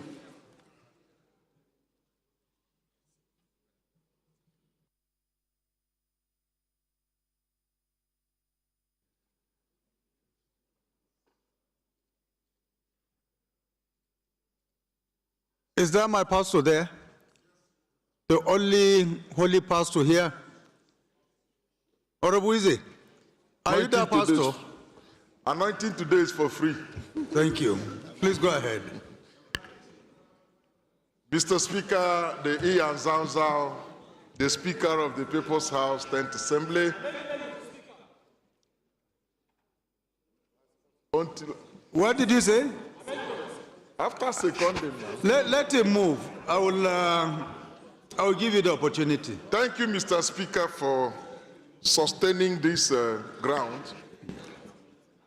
Most revered colleagues, Eze Nwachukwu is my name. I represent the good people of Ebonyi, Ohuku Federal Constituency. Mr. Speaker, I am from the most productive state in Nigeria, talking of Ebonyi State, led by the Human Empowerment Expert Governor. Mr. Speaker, I rise this morning to second this motion, assembly moved by the Chairman, Committee on Public Accounts. It's so detailed and comprehensive. Mr. Speaker, I so support. Honorable Gali, should I address you as Honorable Dr. Comrade Gali? Is it in order? Yes, sir, it's in order. Thank you. Accepted. Thank you, sir. Please, House, take note. And you are my in-law, so. Yes, sir. Right Honorable Speaker, Distinguished colleagues, I am Dr. Gali Mustafa Tijani. I represent Albasuga Ajing Federal Constituency, Mr. Speaker. I am comrade, as mentioned by the Speaker, and I'm from Kano State, Mr. Speaker. Mr. Speaker, looking at this subject matter is all important, and we have a lot of things to handle in this parliament currently. I think, Mr. Speaker, for us to call the CBN governor to invite him to listen to such matter, an ad hoc committee should be set up purposely to focus on this subject. Then they should report to the House where necessary. Thank you, Mr. Speaker. Okay, any seconder to this prayer? Honorable Marquesset. Comrade Honorable Marquesset. Thank you very much, the People's Speaker, the Utumbawan. Right Honorable Mark Esset is my name, speaking for the good people of Uyo who ran Nsaratai and Ibesiposita and Federal Constituency. The Speaker, I'm from Akwa Ibom State. I rise to second this well thought out amendment as proposed by my colleague. I so second.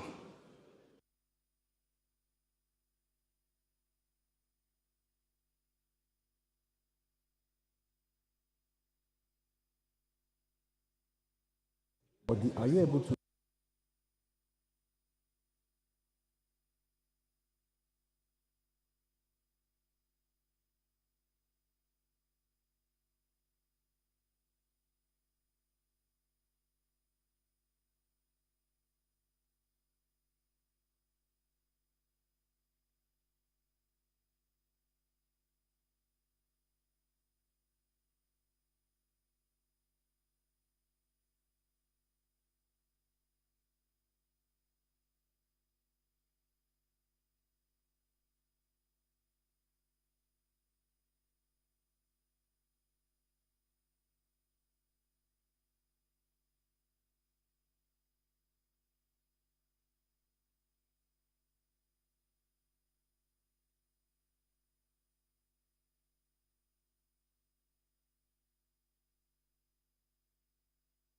Honorable Jimmy, please, can you come?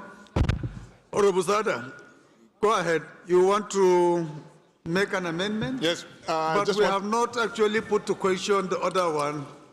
I just we'll want to suspend contribute. that one until, is it a different amendment you want to come No, up it's with? not. I want to contribute, Mr. Speaker.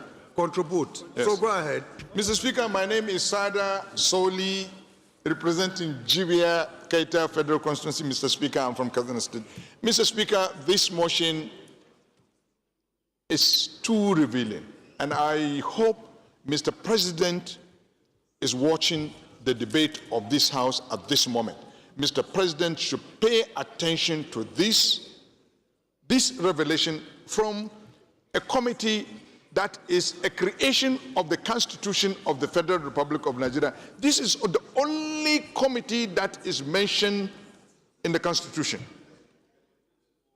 Mr. Speaker, this committee is being chaired by an opposition, so I believe they will do the right thing, and I believe they have done the right thing. Mr. Speaker, the revelations in this motion are so damning, and they are contained with a lot of concern for the managers of the economy of this country. They must pay attention to this kind of reports. Mr. Speaker, I don't think this House should invite the governor of the CBN. This House should invoke Order 19, Rule 1, and Rule 2 of our order book. We don't have to waste time to invite this public officer. We summon him, invoke our rules and summon him, and we should not summon him before the House. I don't think the House should listen to him. Honorable Sada, please, can you just pause for a while so that he will be able to give you apt attention? Sorry.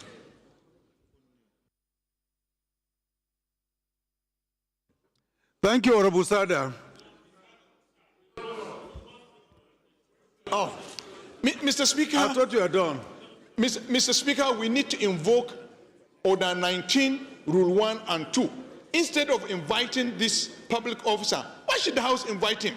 After all, the committee that has been charged with the responsibility to do that mentioned once, twice, not once, not twice, they have invited this public officer, an appointee of the president,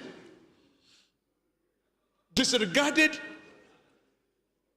the invitation of a committee, one committee that was mentioned in the Constitution of this Federal Republic of Nigeria, disregarded that, disrespected that committee, and the institution that appointed that committee. Mr. Speaker, that behavior is unacceptable to this parliament. It's unacceptable to Nigeria, and I believe and I hope Mr. President and the managers of this economy are watching, because the revelation in this motion are damning. And we should note that this motion is coming from an opposition. So I don't think it is something that we should play with. It's a wake-up call to those that manage this economy, so that at least we will try to stop this rascality. Thank you, Mr. Speaker. Thank you, Honorable Sada. I have already consulted with the majority and minority concerning what form of engagement we should have with the central bank governor. And we have agreed that the prayer of Honorable Gali should be sustained if the House accepts to constitute another committee that will comprise of the chairman of the Committee on Public Accounts as the chair, and all finance-related committees can be members for us to engage in for the last time.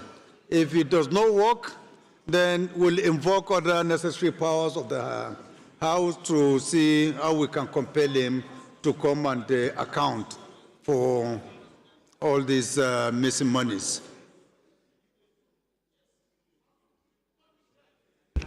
Thank you very much, Mr. Speaker. I remain Baba Jimmy Benson. Mr. Speaker, we need to amend the motion by Honorable Gali to request that the ad hoc committee be populated by 3 committees: Committee on Banking, Committee on Public Accounts, and Committee on Finance. I so move, Mr. Speaker. What of Committee on Banking Regulation? Yeah, I mentioned banking, which banking regulations? Banking regulations, finance, and public accounts. Once we agree that an ad hoc committee should be constituted, we will now determine later who are the relevant committees to be members of that particular ad hoc committee. of the committees, members of the committees of finance, members of the committees on public accounts. I said it is not necessary to even mention. Once the House accepts that it is the best option to constitute an ad hoc committee, we can now determine who and who should be members of that ad hoc committee. Carried. We have a motion that we have not taken position on. So what's the best option? Mr. Speaker, honorable colleagues, we should please listen attentively. The sacrosanctity of this institution cannot, at whatever level of influence, be compromised because of the powerful nature of a head of an agency. Committee on Public Accounts, we are all aware, is being chaired by a qualified, competent, and committed member, Honorable Bamidele Salam. He has the capacity. Likewise, he's members of the committee. I know them. I am not a member of Public Accounts Committee. Honorable Jaha, we are not in any way. Hold on. We have gone beyond that. Okay. Mr. Speaker. We have gone beyond that, Honorable Jaha. Mr. Speaker. We are trying to strengthen him. Yes. Not to undermine his committee. Mr. Speaker, Mr. Speaker, we have to tell each other the truth. We have to Honorable Jaya, take there is each a other motion on through. We ground. shouldn't undermine the sanctity of our Honorable committees. Jaha, there is nothing like undermining. No, sir, there is a motion on ground. No, we have agreed with him that the best way is to add more committees to make it more powerful for him to engage, and you be the one to chair. There is nothing wrong with that. Sir, what I'm trying to say, let it go where? At all committee. It's public account. No, what I'm trying to say, Mr. Speaker, what I'm trying to say is, in as much as the committee has written severally to the agency and they have not been honoring, this time around is a resolution of the House for them to appear before the committee. So you don't have to populate the committee with other functions. So what I'm trying to say in a nutshell is, let there be a resolution on the floor of this House forcing and compelling the agency to appear before the Committee on Public Accounts, whether they like it or not. Yes, but we cannot populate it. Okay. Honorable Speaker. Please. Don't worry. I'll give you opportunity. Thank you very much.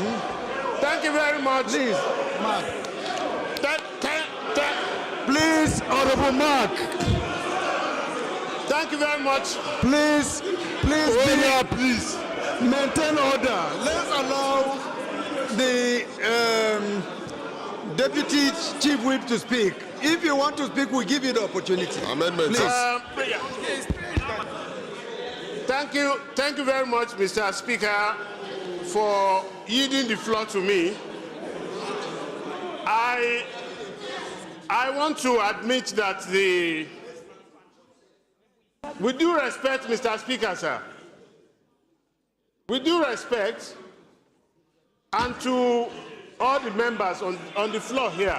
Please. Please, Mr. Speaker, if this committee, as every other committees, if they had gone this far, I don't want us to frustrate them because of tomorrow, so that other committees may not bring this type of issue up again on this floor, because they know that once it is brought up, this House will now go and to set up another committee to come and do all the job they have done this far.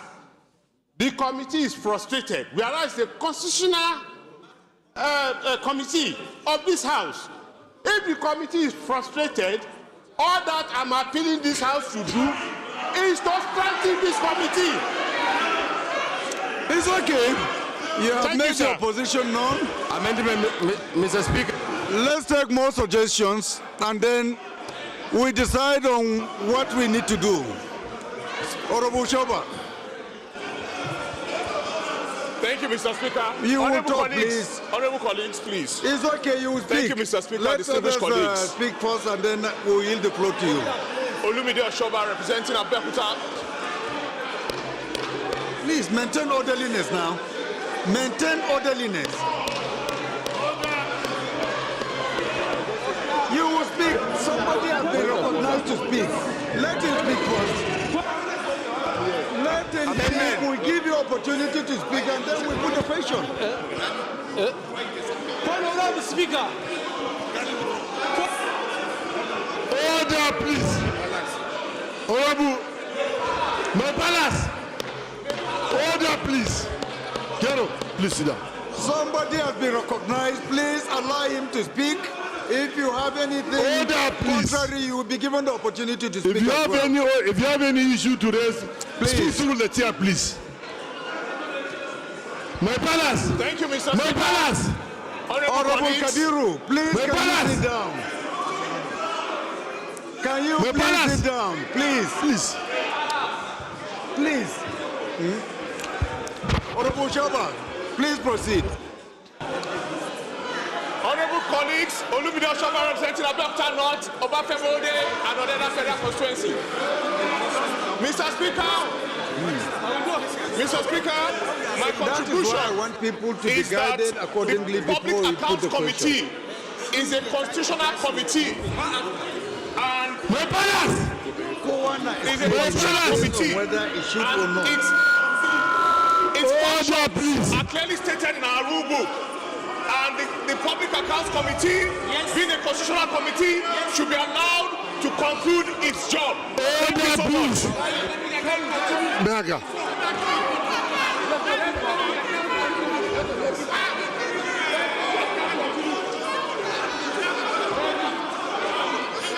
Order! Oh my God.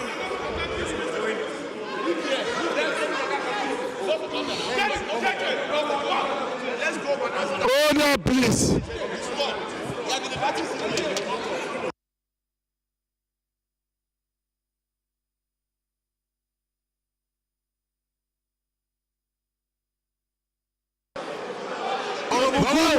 You are not doing your work. Please, sir.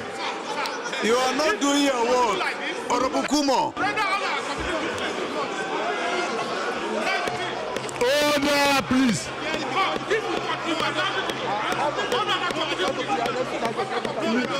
Please be sit down. Please sit down. Somebody has been identified to speak. Allow him to speak. Order, please. Let him speak, and then if you have anything contrary, you'll be given the opportunity. We're honorable members. We don't need to be shouting against each other. That's not good. Is Honorable Chamba not going to talk? Honorable David. David Agada. Agada. Honorable Chamba. Honorable Agada.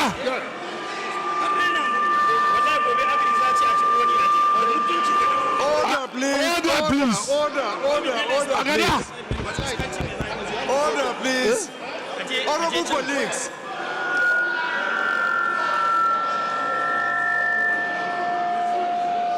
Honorable Kumo, please go and maintain orderliness now. Point of order, Please Mr. sit Speaker. down, honorable colleagues.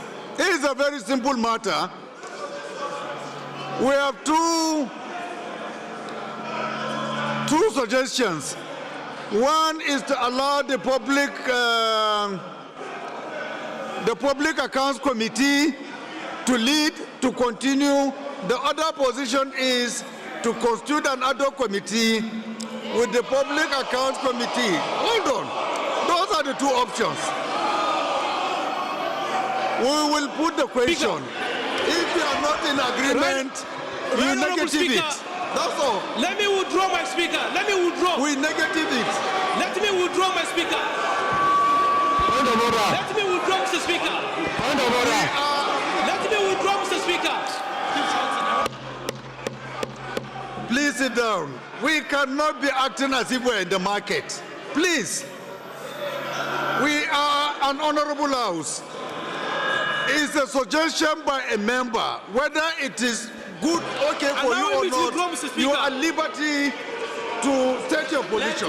Allow me to withdraw. It's simple. Let's just go. He doesn't need to withdraw it. You can veto it. Eh? You want to withdraw? Do you want to withdraw it? Okay, right honorable Speaker, honorable colleagues, my name is Dr. Garis Jani. Mr. Speaker, I'm sorry that I have brought this amendment in a good light. Please be seated, please. And it has generated a big controversy. My intention, Mr. Speaker, let me tell you this. Some chairman of the committee has lost respect from the agencies they are supervising. If you change a pace, you can get that attention. That's my reason, that's my intention. But Mr. Speaker, in the light of this, I'm hereby withdrawing that amendment to report this matter to the standing committee. Thank you. I couldn't hear Honorable Gali very well. Is he saying that he has withdrawn the amendment? Has he withdrawn? Okay, fantastic. So let's get a seconder to the motion. Anyone to second? Honorable Akin Alabi, please kindly second. Thank you, Mr. Speaker. No, we will do seconding the withdrawal of the amendment. Thank you, Mr. Speaker, honorable colleagues, and honorable Akin Alabi. I hereby second the withdrawal of the amendment by my honorable colleague. No, there has not been any amendment. He has withdrawn the amendment. Okay, so let me amend. I want to say.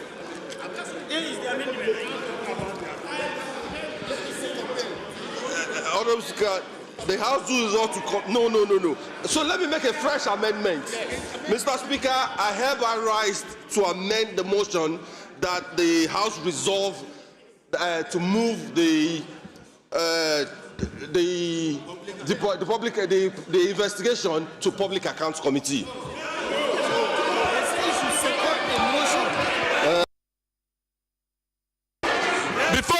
Before the House. Amendment. The man should be summoned. Order, please. Amen. Honorable Akin. Honorable Akin. Honorable Akin. Order, please. Are you not seconding? Honorable Akin. Akin Alabi. Did you move for to amend or to second? Are you amending? What did you move for? Is it to amend or to second? No, to second. It should appear. Kero. The man should appear. Let him appear. I thought the position of the House is to maintain the status quo. Yes, maintain the prayer By who? Okay, sorry. I think Honorable Eze has already seconded the motion earlier. Oh, fine.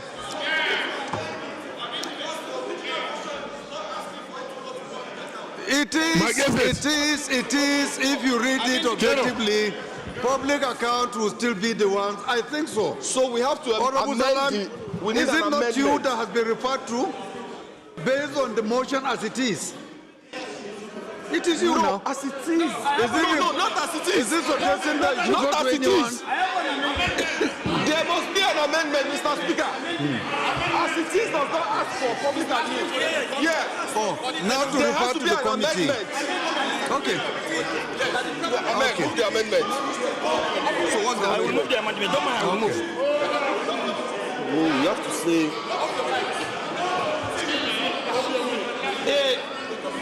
The committee invited him.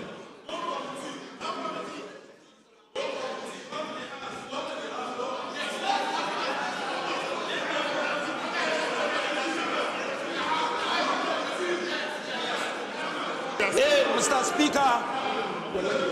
Mr. Speaker, amendment. Honorable colleagues. Please sit down. Amendment, Mr. Speaker. If Mr. it is not what you want, Yes. you have the opportunity to Mr. veto Speaker. it. But don't be shouting people who have contrary opinions to what you have. That's not democratic. Anyone who has any amendment to make is free to do so, but you have the power to accept or reject. So what's the big deal? Please go ahead. Mr. Speaker, honorable colleagues,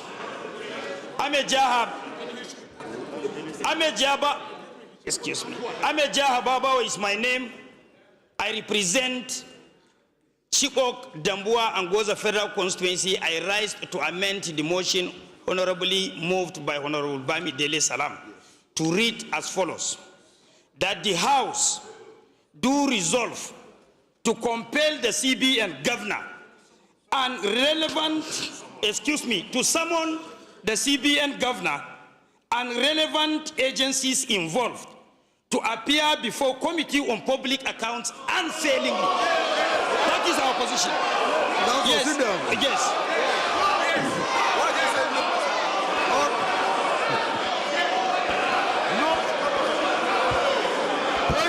Mr. Speaker. Mr. Speaker. Point of order, Mr. Speaker. Honorable colleagues. Point of order, Mr. Speaker.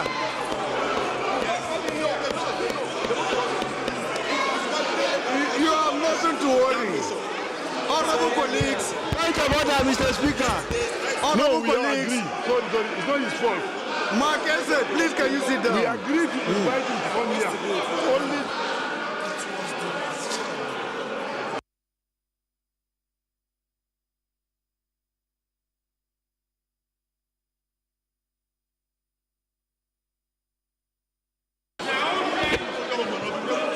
Order, please.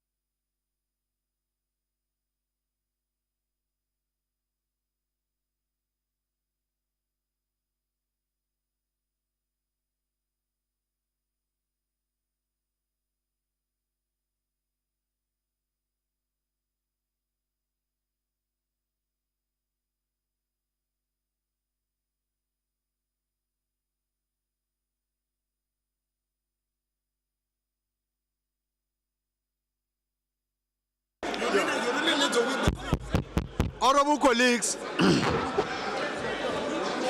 honorable colleagues, can you please sit down?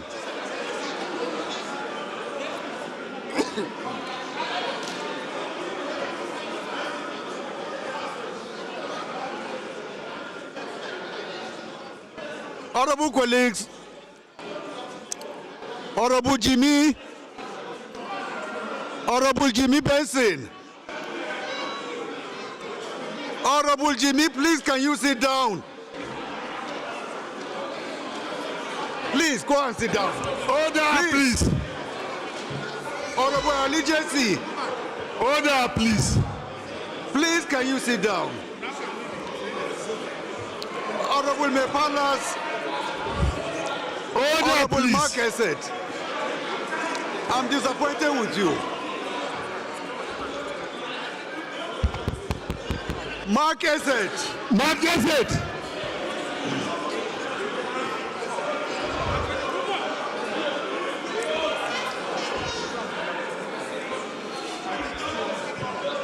Order, please.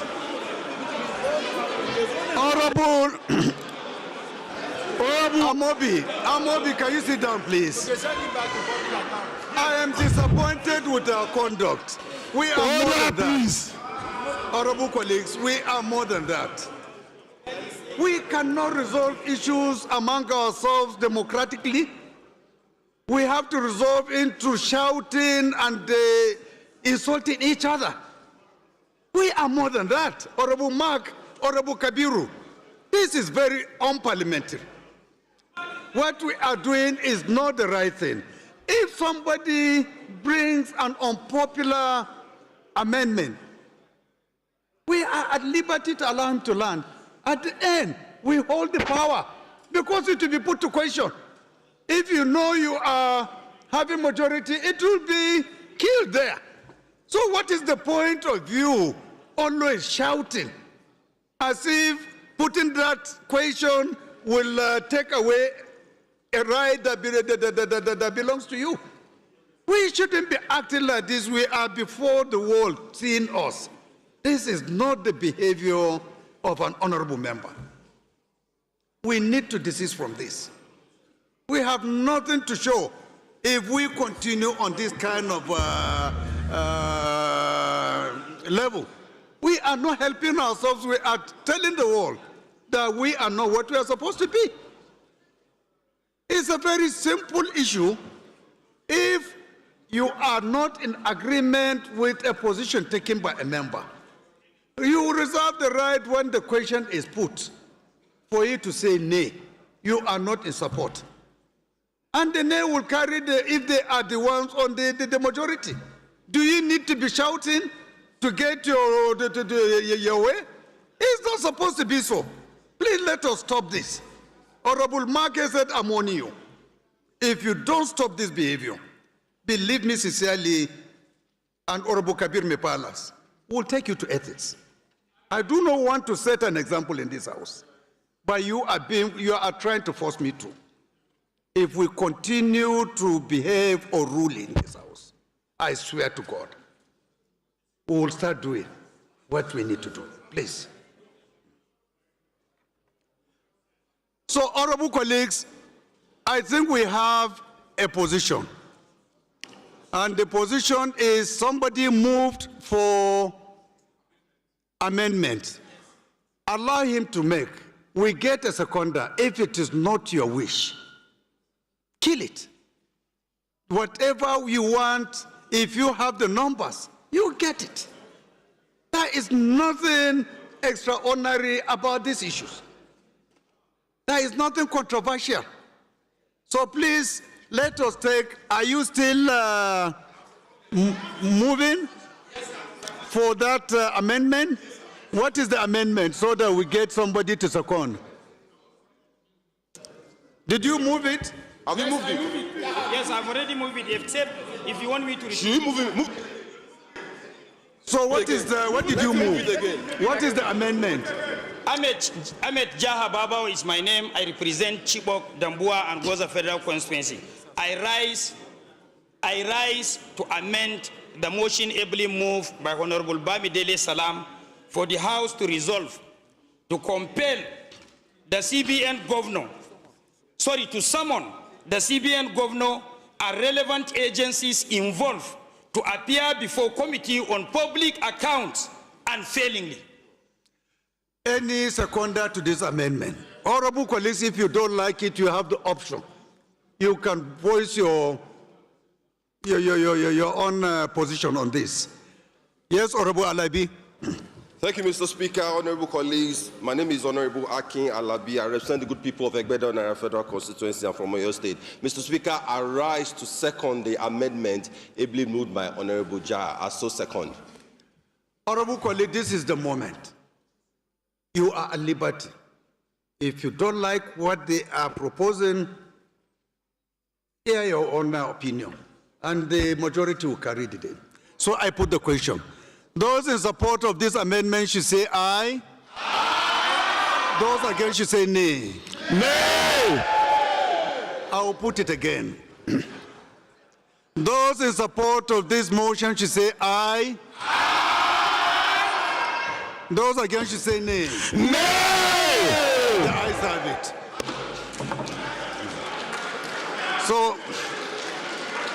So this motion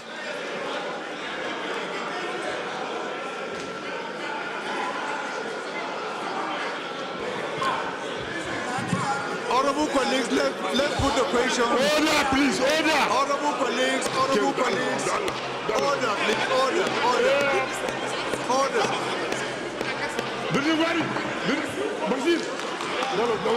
Honorable Saidu.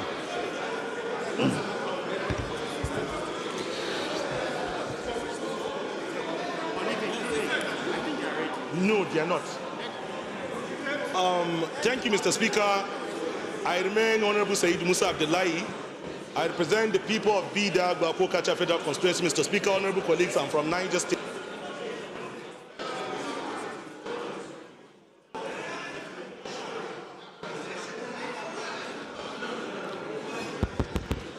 Mr. Speaker, honorable please, Honorable Mascot, Honorable Jimmy, please let's be orderly.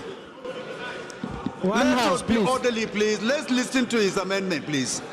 Mr. Speaker, honorable colleagues, considering the importance of the motion and the interest it has elicited from members, I want to propose an amendment that will give CBN and relevant stakeholders ample time. Calling them on the 16th, I think, is too short a time. I want to propose that we give them ample time. I understand that there is this concern that we will be going on break, but it doesn't matter. Whatever it is that is worth doing well. Let's give them the ample time for them to prepare and make a presentation that will be worthwhile. So I want to propose that we change the date from 16 to probably a date in January so as to give them ample time. No.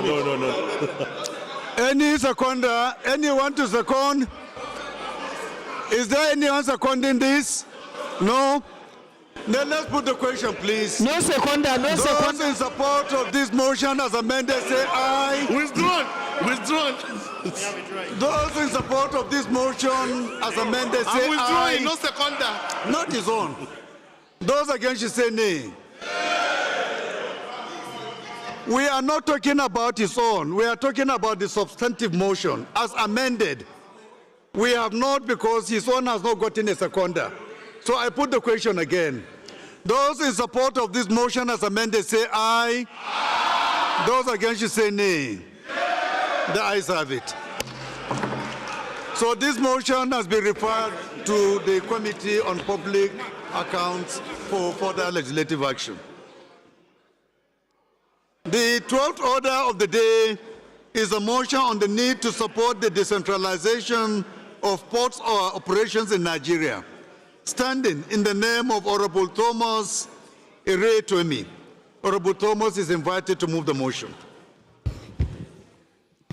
Thank you, Mr. Speaker. My dear colleague, I remain Ere-Tomi Thomas. I represent the people of Warri South, Warri North, and Warri Southwest. Mr. Speaker, I'm from Delta State. Mr. Speaker, I rise this afternoon to move on the need to support the decentralization of port operation in Nigeria. The House notes that the Nigeria Port Authority, NPA, recently issued policies to transfer specific operational activities from the Lagos and the Tikan Island Port to Delta Port in Warri, Koko, Brutu, and Sapele, citing congestion, infrastructure strain, and the need to revive the underutilized port. Also note that the improvement achieved at the Warri Port at Warri, Koko, Brutu, and Sapele Port include dredging of the Warri Escravos Channel, rehabilitation of quarry wall, underwater corrosion survey, vessel traffic system upgrade, the new handling equipment procurement, alongside the concessions approved by the National Councils of Privatization and the Bureau for Public Enterprise.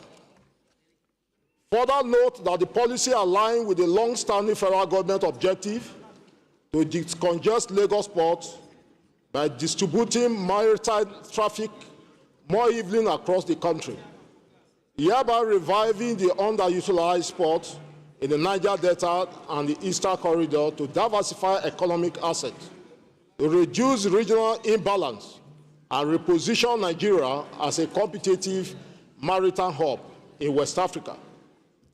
Aware that Warri, Cocoa, Bruto, and Sapele ports pose a significant maritime capacity with strategic proximity to industrialize commercial cluster across the southeast, south-south, and the north-central zone. Concerned that the excessive concentralization of maritime activities in Lagos Port has reduced in chronicle congestion, logistic bottleneck, delayed cargo clearance, high demurrage and port charges, several gridlock, and high logistic costs borne by businessmen nationwide. Worried that Nigeria continues to incur high operational costs and suffer national economic loss due to overdependence on Lagos Port, despite the presence of the viable and underutilized facilities in Warri, Cocoa, Bruto, and Sapele Port. Cognizant that the strategic reductions of the port activities will enhance national trade, competitiveness, stimulate economic activities, create jobs, promote maritime security, enhance equitable regional development, and advance national decentralization objective, and fully leverage the Delta Port Corridor will attract investment flow and improve Nigeria's competitiveness in global trade. The House therefore resolved to, 1, urge the federal government to support the redistribution through the complementary investment in rail, inland waterway, and road connectivity, linking the various Delta ports to major trade and industrialized zones. 2, also urge the Nigeria Port Authority to expedite the decentralization and optimizations of the national port operation by relocating designated operation from the Lagos to Warri, Cocoa, Bruto, and Sapele Port under a structural fix and data-driven framework consistent with global practice in the port planning and maritime logistics. 3, mandate the Committee on Port and Harbour to ensure compliance and report within 4 weeks for further legislative action. Mr. Speaker, distinguished colleague, I so move.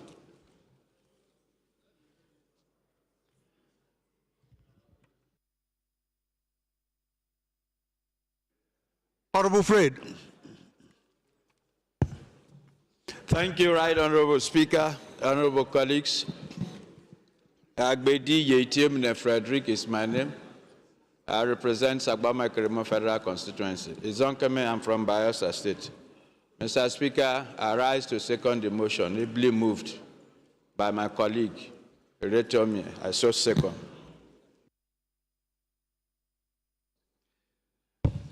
Those in support of this motion should say aye.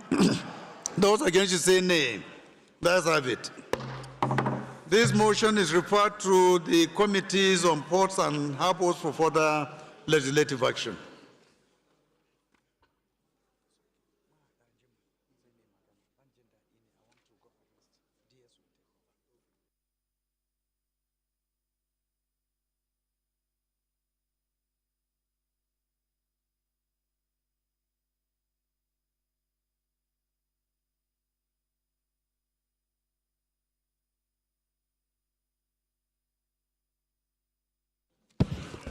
Good afternoon, honorable colleagues. The 13th order of the day is a motion on indiscriminate sale of land and public assets in Federal Housing Authority, FHA, ENL Estate, Guzape.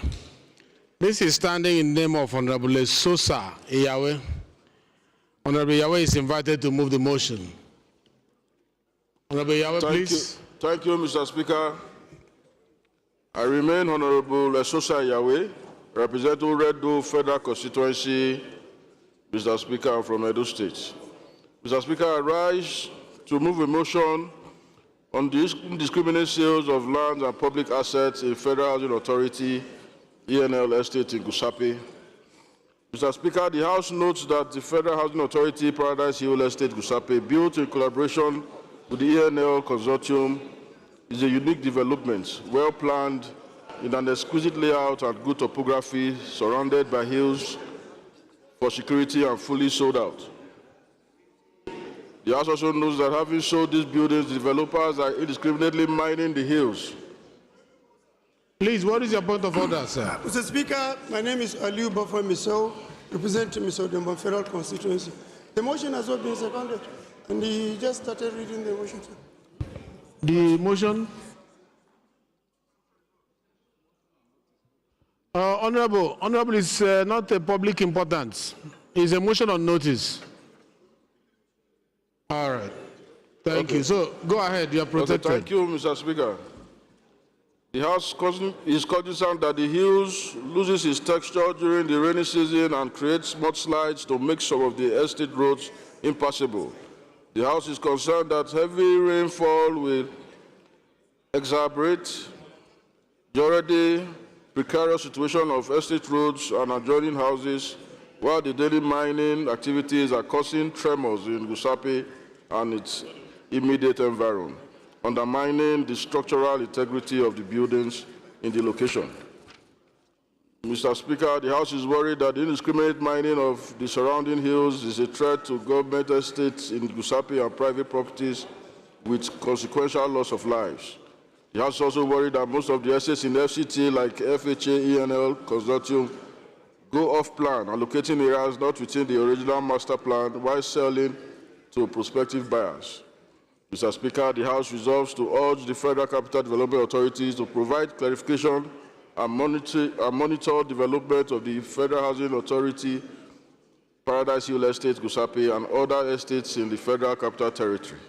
The House also mandates the Committee on Public Assets, Housing and Habitat and FCT to investigate and halt all further allocation and development of plots not in the master plan of FHA-ENL estate in Gusape and other government estates in FCT. Mr. Speaker, I so move. Thank you very much.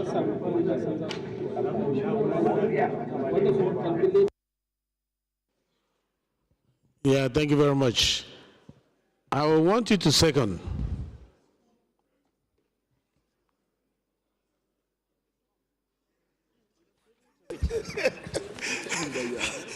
My in-law.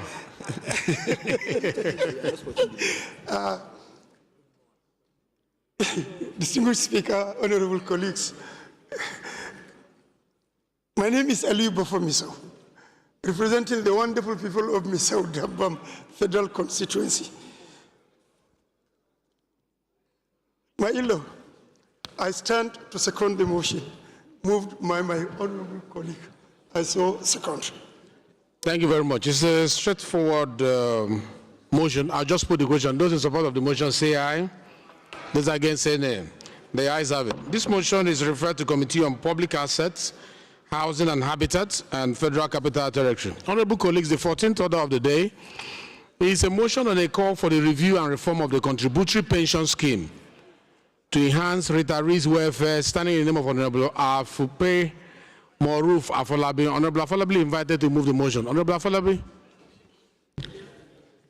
Thank you, Honorable Speaker and honorable colleagues. My name is Honorable Afolabi Afupe Moruf. I represent the premier local government in Nigeria, Abeokuta South. I'm from Ogun State, the gateway to Nigeria. I rise this afternoon to move a motion to call for the review and reform of the contributory pension scheme to enhance retiree welfare. The House notes that the contributory pension scheme established under the Pension Reform Act of 2024 and amended in 2014 was designed to secure retirement benefits for Nigerian workers through contribution from employers and employees. Aware that the pension fund are managed by pension fund administrators under supervision of the National Pension Commission to ensure regular and reliable pension payment to retirees. Worried that despite the aim of the contributory pension scheme Most retirees are faced with hardship due to mega pension payments, resulting in widespread poverty among our senior citizens. Worried that despite the aim of the contributory pension scheme, most retirees are faced with hardship due to mega pension payment, resulting in widespread poverty among senior citizens. I've mentioned that. Observe that the structure of the contributory pension scheme limits retirees to receiving only 25% of total pension savings as a lump sum, with the remaining 75% retained by pension fund administrators for investment, yielding disproportionately low return. The stop that the contributory pension scheme has failed to address the harsh economic reality faced by retirees, such as increased inflation and living costs, alongside the lack of transparency in pension fund management, which has led to distrust among retirees. Also, the stop that the disparity between the treatment of retirees under the contributory pension fund and defined benefit scheme raises concerns of equity and fairness. The House resolved to urge the Ministry of Labour and Employment to collaborate with the stakeholders to reform the contributory pension scheme, aiming for a fair, sustainable, and dignified pension system. 2, urge the National Pension Commission to enhance oversight of pension fund administrators by imposing stricter regulation and transparency measures, ensure equitable returns on investment, prioritizing the interests of retirees and implement measures to provide retirees with greater control and flexibility over their pension funds. 3, further urge the National Pension Commission to address non-remittance of pension contribution by employers, impose strict penalties and ensure full compliance, and also mandate the Committee on Pension to investigate the inadequacies of pension fund administrators and challenge effective pension fund administration and intelligence to ensure effective coordination and sustain security presence in the affected areas and report within 4 weeks for further legislative action. I so submit, Mr. Speaker. Thank you very much. Let's have Honorable Kafilat second this. Thank you, Mr. Speaker. Respected colleagues. Honorable, turn off your mic. Thank you. My name is Kafilat Ogbara. I represent Kushofe Federal Constituency, and I'm from Lagos State, the Center of Excellence. I rise this afternoon to second the motion ably moved by Honorable Afolabi Afuakwe. I so second, Mr. Speaker. Thank you. Thank you very much. Again, straightforward motion. Those in support of this motion say aye. Those against say nay. The ayes have it. This motion is referred to Committee on Pension. Before I read, before we go to the 15th order of the day, there's a letter from Mr. President. Please permit me to read the letter from Mr. President.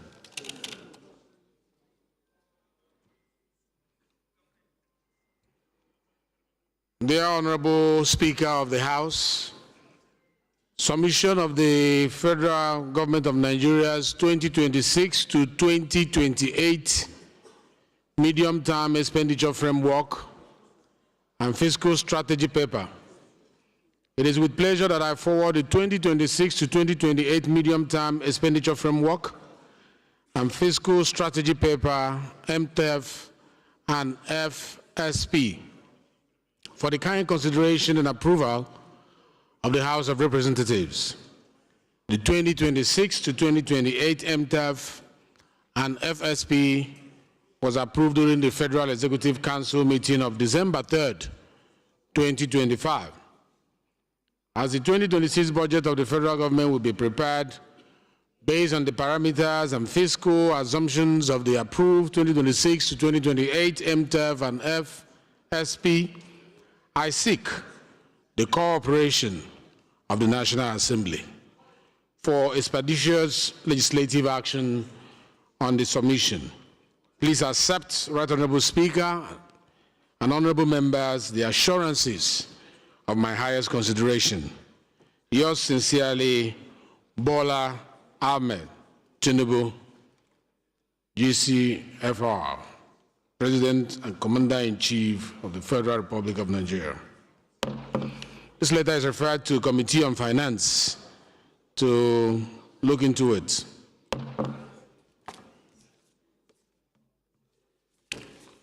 Honorable colleagues, the 15th order of the day is a motion on need to determine the boundaries between communities in Abugoeze, Oji local government area and Orumba North local government area of Anambra State. And this is standing in the name of Honorable Anayo Onwebu. Honorable Onwebu is invited to move the motion.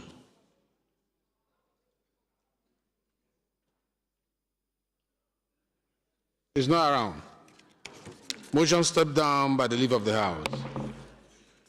The 16th order of the day is a motion on a court to declare January 15 as national holiday in honor of Nigerian Armed Forces, standing in the name of Honorable Sesi Oluwashun Wingan. Honorable Wingan is invited to move the motion. Thank you, my right honorable Speaker. I rise today to move a motion call to declare January 15 as a national holiday in honor of the Nigerian Armed Forces. The House notes that for decades, the Nigerian Armed Forces have made extraordinary sacrifices to defend the nation's sovereignty, protect citizens, confront threats, and maintain peace both domestically and internationally.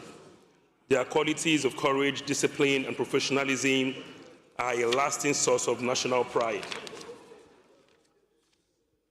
The House also notes that is observed nationwide as Armed Forces Remembrance Day, commemorating the end of the Nigerian Civil War in 1970 and dedicated to honoring fallen heroes, celebrating serving personnel, and recognizing the service and resilience of veterans who continue to contribute to national development.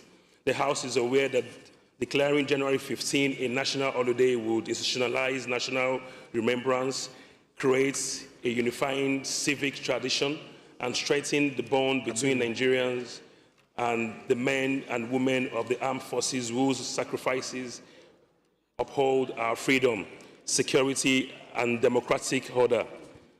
The House is also aware that over 70 countries across the world, including the United States, United Kingdom, Canada, Ghana, Kenya, South Africa, India, Australia, and New Zealand observes national holiday dedicated to armed forces or fallen heroes, ensuring sustained public awareness, civic education, and national unity rooted in shared history and gratitude. The House is worried that the absence of a designated national holiday limits citizens' participation in wreath-laying ceremonies, remembrance parades, military honor events, school-based civic lessons, and community-led tributes, thereby weakens national consciousness of military history, reduces opportunities for intergenerational learning, and diminishes public recognition of the sacrifices that secure the nation. The House is concerned that most Nigerian youths are unaware of the symbolism and historical weight of January 15, thus contributing to a gradual cultural disconnect between civilians and military families. The House recognizes that honoring the armed forces through national holiday would promote deeper national identity, patriotism, and collective appreciation for military service, support the mental and educational well-being of veterans who battle post-traumatic stress, physical disabilities, and assuring them that their sacrifices are not forgotten and the nation stands with them. The House is cognizant of the importance of the Nigerian Armed Forces in addressing security challenges, including insurgency, terrorism, kidnapping, banditry, illegal bunkering, piracy, and communal violence. National recognition of their role enhances morale, fosters unity among personnel, and increases public awareness of their responsibilities in maintaining national security. The House is convinced that declaring January 15 A national holiday will promote national pride, unity, historical memory, and civic discipline in line with the values upheld by the Constitution, including Section 14(2)(b), which affirms that the security and well-being and welfare of the people shall be the primary purpose of government. The House thereby resolves to 1. Urge the federal government to declare January 15 as a national public holiday in honor and celebration of the Nigerian Armed Forces, to institutionalize national remembrance and strengthen civic appreciation of the sacrifices made by military personnel. Lastly, mandates the committees on defense, interior, and legislative compliance to liaise with the Federal Ministry of Interior and relevant stakeholders to ensure timely implementation and report within 4 weeks for further legislative action. I so move, Mr. Speaker. Thank you, Mr. Speaker. Adeyemi Ali Taufik is my name. I represent the good people of Motion 1, Federal Constituency in Lagos State. Mr. Speaker, my dear colleagues, I rise this day to second the motion as moved by my brother and colleague from Lagos, Honorable Chelsea from Badagry constituency. Mr. Speaker, dear colleagues, I so second. Thank you. Thank you very much. Honorable Jimmy, this boy is on your committee. Are you comfortable with this motion? Or you have anything to say? Honorable Jimmy.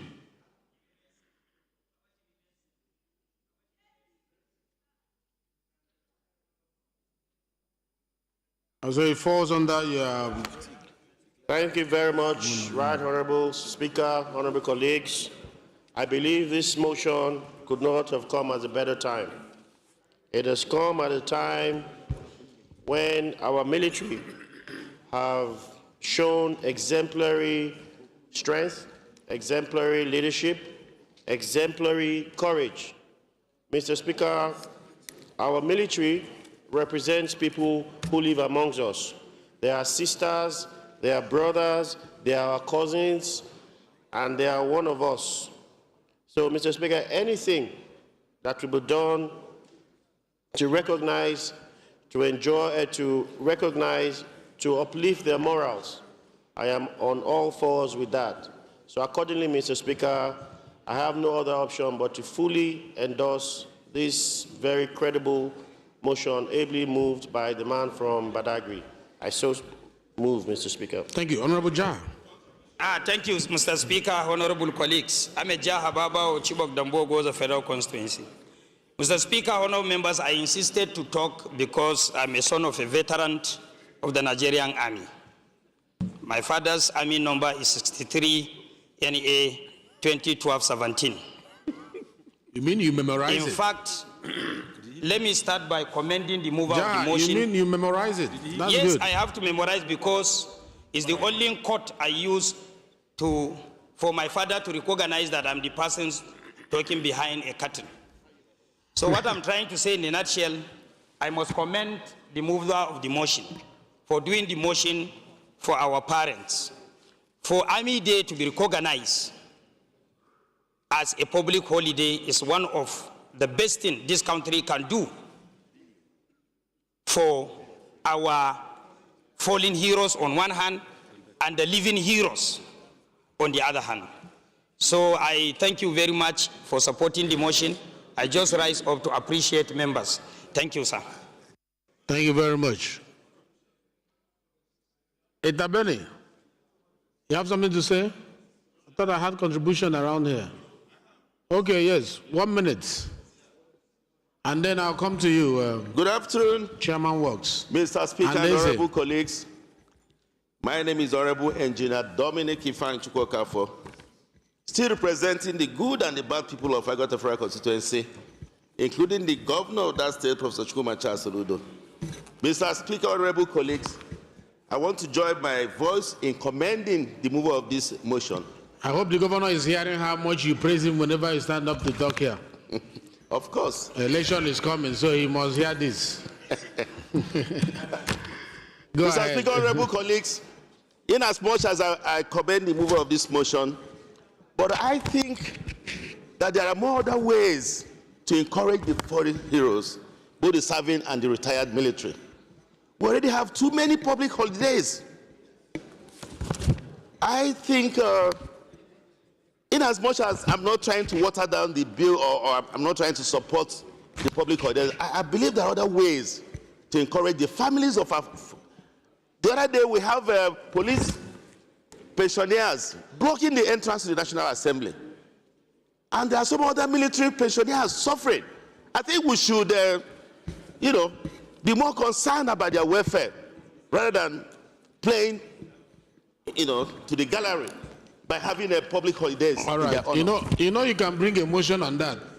So let's stay with the subject matter of this motion. You can bring an extra motion on the welfare of the military. But for now, this is recognition, to celebrate them, the fallen heroes. All right? There could be another motion that will talk about their welfare. It's okay, noted.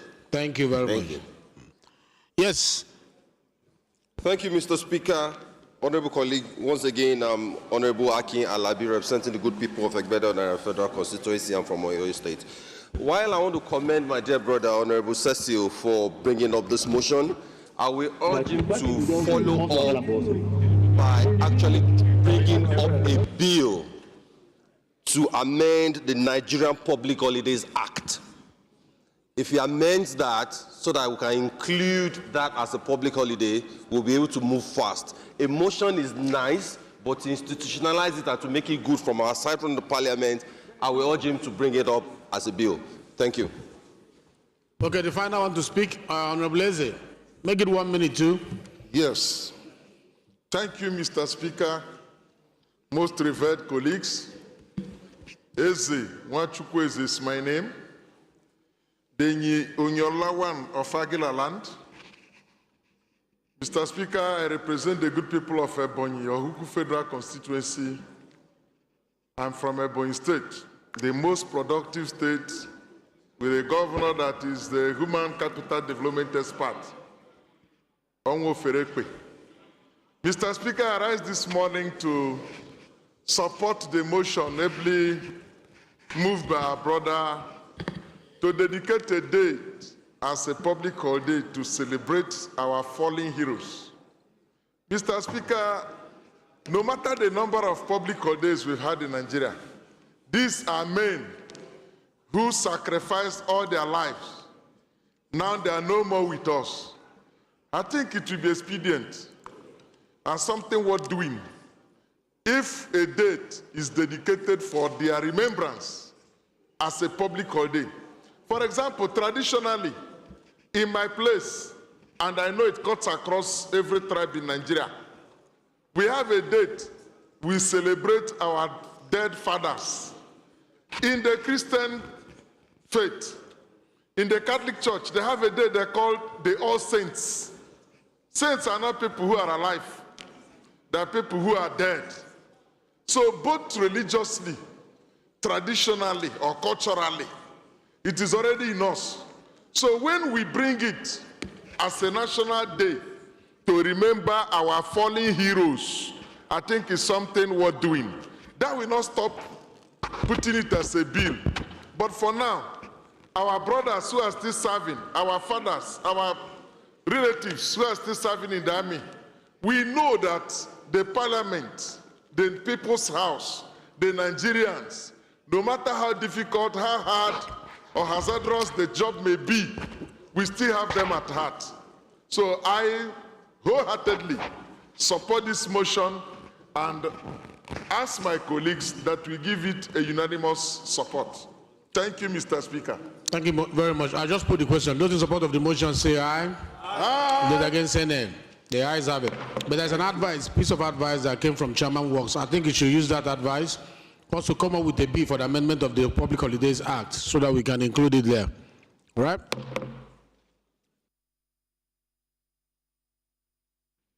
The 17th order of the day is consideration of a bill for an act to amend the Agricultural Research Council of Nigeria Art Cap A12, Laws of Federation of Nigeria, 2004, as amended to change the name of Federal College of Agricultural Technology, Benue State, to Federal College of Agriculture and Technology, Ojapo, Opialo, Ojapo, Benue State, and for related matters. The members will recall that the bill was committed to the Committee of the Whole on Wednesday, 22nd October, 2025. Leader, if he's here, is asked to move for his consideration. Point of order, Mr. Speaker. Thank you, Right Honorable Speaker. On behalf of the leader. What is the point of order? Point of order. Yes, what is the point of order, please?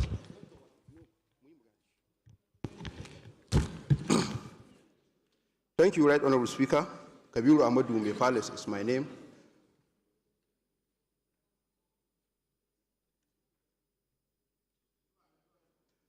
Kabiru Amadou Mepales is my name. I represent Gusau's IPPR constituency. I'm from Zamfara State. Mr. Speaker, I want to come under Order 6, Rule 1, 2, 3, matter of consideration of reports. Mr. Speaker, we have almost 8 very vital reports here. And these reports, especially report number 17 that has to do with electoral matters, is a report that concerns every 3 of us, honorable members that are on this House, Mr. Speaker. Mr. Speaker, this kind of matter, historically, time is given for members to mobilize members to know actually exactly what is on ground, especially considering the bulky, how the nature of the document, Mr. Speaker. Therefore, Mr. Speaker, I want to move a motion that this consideration of a report should step down so that members can have ample time to digest about the matters here, so that, and again, if we are to reschedule at any time, Mr. Speaker, it's supposed to be the first agenda of that particular day, Mr. Speaker. So I so move, Mr. Speaker. Thank you very much. Doctor, you want to say something? Okay, doctor, and then I'm moving. Oh, okay. It's a point of order. My name is Dr. Gali Mustafa Tijani. Mr. Speaker, I rise to second this motion raised by Honorable Mepalas because of the sensitivity nature of it, and I accepted everything that Mepalas says. Thank you, Mr. Speaker. I so second. I think this point of order is being mixed as a motion at the same time that it is important that this very important document be considered when the House is more than this. And that's a very good observation in my thinking, but it's subject to the House. You know, I'm only presiding. So I'll just throw the question. Those in support that we step down consideration till tomorrow, say aye. Aye. Those against, say nay. The ayes have it. All consideration for today is hereby step down till tomorrow. Please, leader move. Is tomorrow not good? You want it Tuesday? Honorable Sada, let me hear you, please. Mr. Speaker. Mr. Speaker. Mr. Speaker, it's a matter of privilege that was raised on the floor. And that matter affects every one of us, including my honorable speaker, sir. And historically, dealing with electoral amendment bill is usually well announced, information is given far ahead to members, and time is allotted for it, so that every other issues can be decided at the time that has been allotted. What has not been concluded, we take it the other day. That has always been the okay, practice, are you suggesting and Tuesday? That has been the precedence. So, Mr. Speaker, I think saying it tomorrow, I don't think is, when this document was shared here, I think we have the quorum, even though we started with a quorum, but we have the quorum of the House. A number of our members didn't get this, and tomorrow there may be another privilege. So what is your prayer? This document. What are you praying? So what I'm praying is, Mr. Speaker, with the leadership, see if we can push these things to next Tuesday, within the week, ample time is given to members. Tuesday is the first sitting day. Good one. Then you have tomorrow, Friday, Saturday, Sunday, Monday. I think that will be sufficient for members to go through this document. Thank you very much. Thank you, Mr. Speaker. I would like us to second, but I want you to know time is of the essence. It is important that we sort it out by this next week because you need to go for assent, and this document I'm making now is a document that's going to be used for the next election. So it is important that if we say we're doing it on Tuesday, that we have a full house and we do it on Tuesday so that it will start the movement towards making it a piece of document that will help us in our election. Well, Chairman Rules. Chairman Rules, are you in support of this extension to Tuesday? Yeah, I agree, Mr. Speaker, except that we have circulated these soft copies for over a week. So members have ample time. But I agree with the Tuesday. Today we are doing the hard copy, but members have had soft copies for over a week. So okay, thank you very much. Chairman Electoral Affairs, please let's hear what you have to say. Yes, in fact, I was surprised when members said they've just seen it for the first time because we were even supposed to have taken it yesterday. Yes. It was on the other paper yesterday. So we ought to have taken it. So I think it's better we take it tomorrow because next week we don't... Okay, Chairman, let us not push members. Members, if they vote for Tuesday, let's stay with that Tuesday, give them ample time to go through the document. It's a bulky document. Please kindly bear with us. All right. Okay, sir. All right. So let me ask those in support that we amend. Mr. Speaker, before the amendments, we have to rescind our resolution now so that you can amend it to read Tuesday instead of tomorrow. Mr. Speaker, it's a simple issue. We step down consideration of this report till Tuesday next week. Thank you very much. Only the electoral matter. Yes. But the other things on the consideration will come up tomorrow. But the electoral matter, Tuesday. Is that what you wanted to highlight, Honorable Kenga? That's what you wanted to highlight? Put on your mic, please. Thank you so much, sir. Kengi Mugochinye. You know, they gave us this paper. We took it, I think, a day before yesterday or so. So some of us have started reading it. What I'm saying is that Tuesday is going to even be more rad with people trying to find their way to travel. Sir. If we can do Thursday, we can start from Thursday. Clerk can send message to members today. If we consider it important, we've been working on this document for since. We can start with Thursday. Tuesday and Wednesday will be a bit more closer and there's so much pressure, sir. Which Thursday? Tomorrow? Yes, tomorrow. Tuesday is not bad. This is Honorable Kenga. Honorable Kenga, maybe you have started reading. Some members have not started reading. Let's give them this weekend to read. Let me ask the question. Those in support that we extend it to Tuesday for electoral matters? Huh? Oh, seconder, yes, please go ahead and second. Mr. Speaker, distinguished honorable colleagues, my name is Barrister Muhammad Bello Shehu, representing the people of Fege Federal Constituency. Mr. Speaker, I'm from Kano State, and I rise to second this particular amendment that this particular consideration should be moved till Tuesday next week. I so second. All right. Those in support of this motion that have been seconded, that we extend the consideration or move it to step it down till Tuesday next week, say aye. Those against say nay. The ayes have it. Consideration of the electoral affairs related issues, the report will be done Tuesday next week. It is important to note also, Chairman, Rules and Business, that you bring it earlier than later on that Tuesday. The other paper should be light to enable us go into it as quickly as possible when we still have the full house. And then the clerk, please make sure that you advertise this on our platform, pin it so that every member will read it on the platform between now and Tuesday. Carried? All right, we are done with that. Please, Chairman, Rules and Business, move that the House adjourn to tomorrow, same time. Oh, Leader, move that the House do adjourn till tomorrow, same time, same place.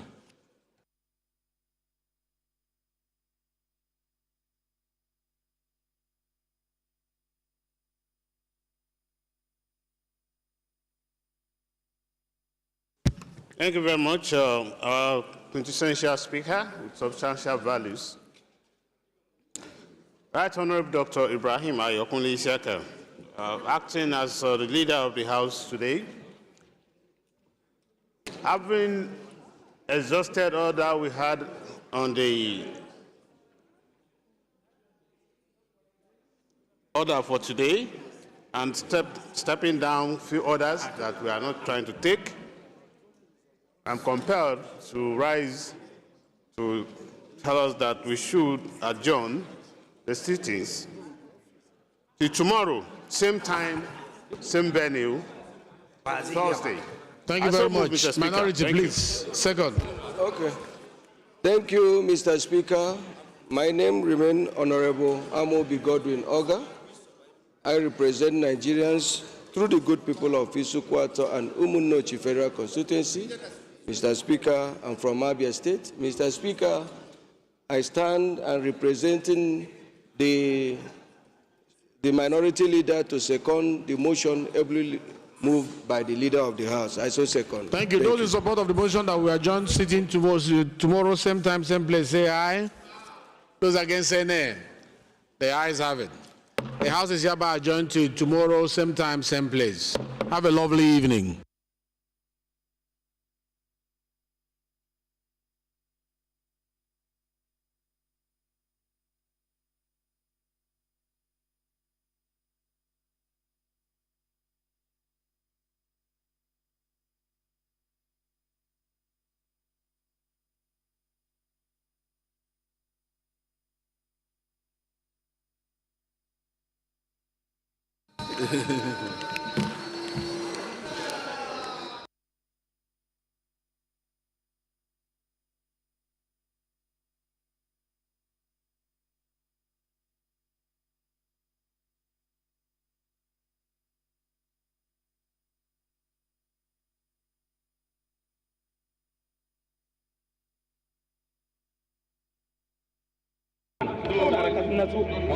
in an ci a appreciation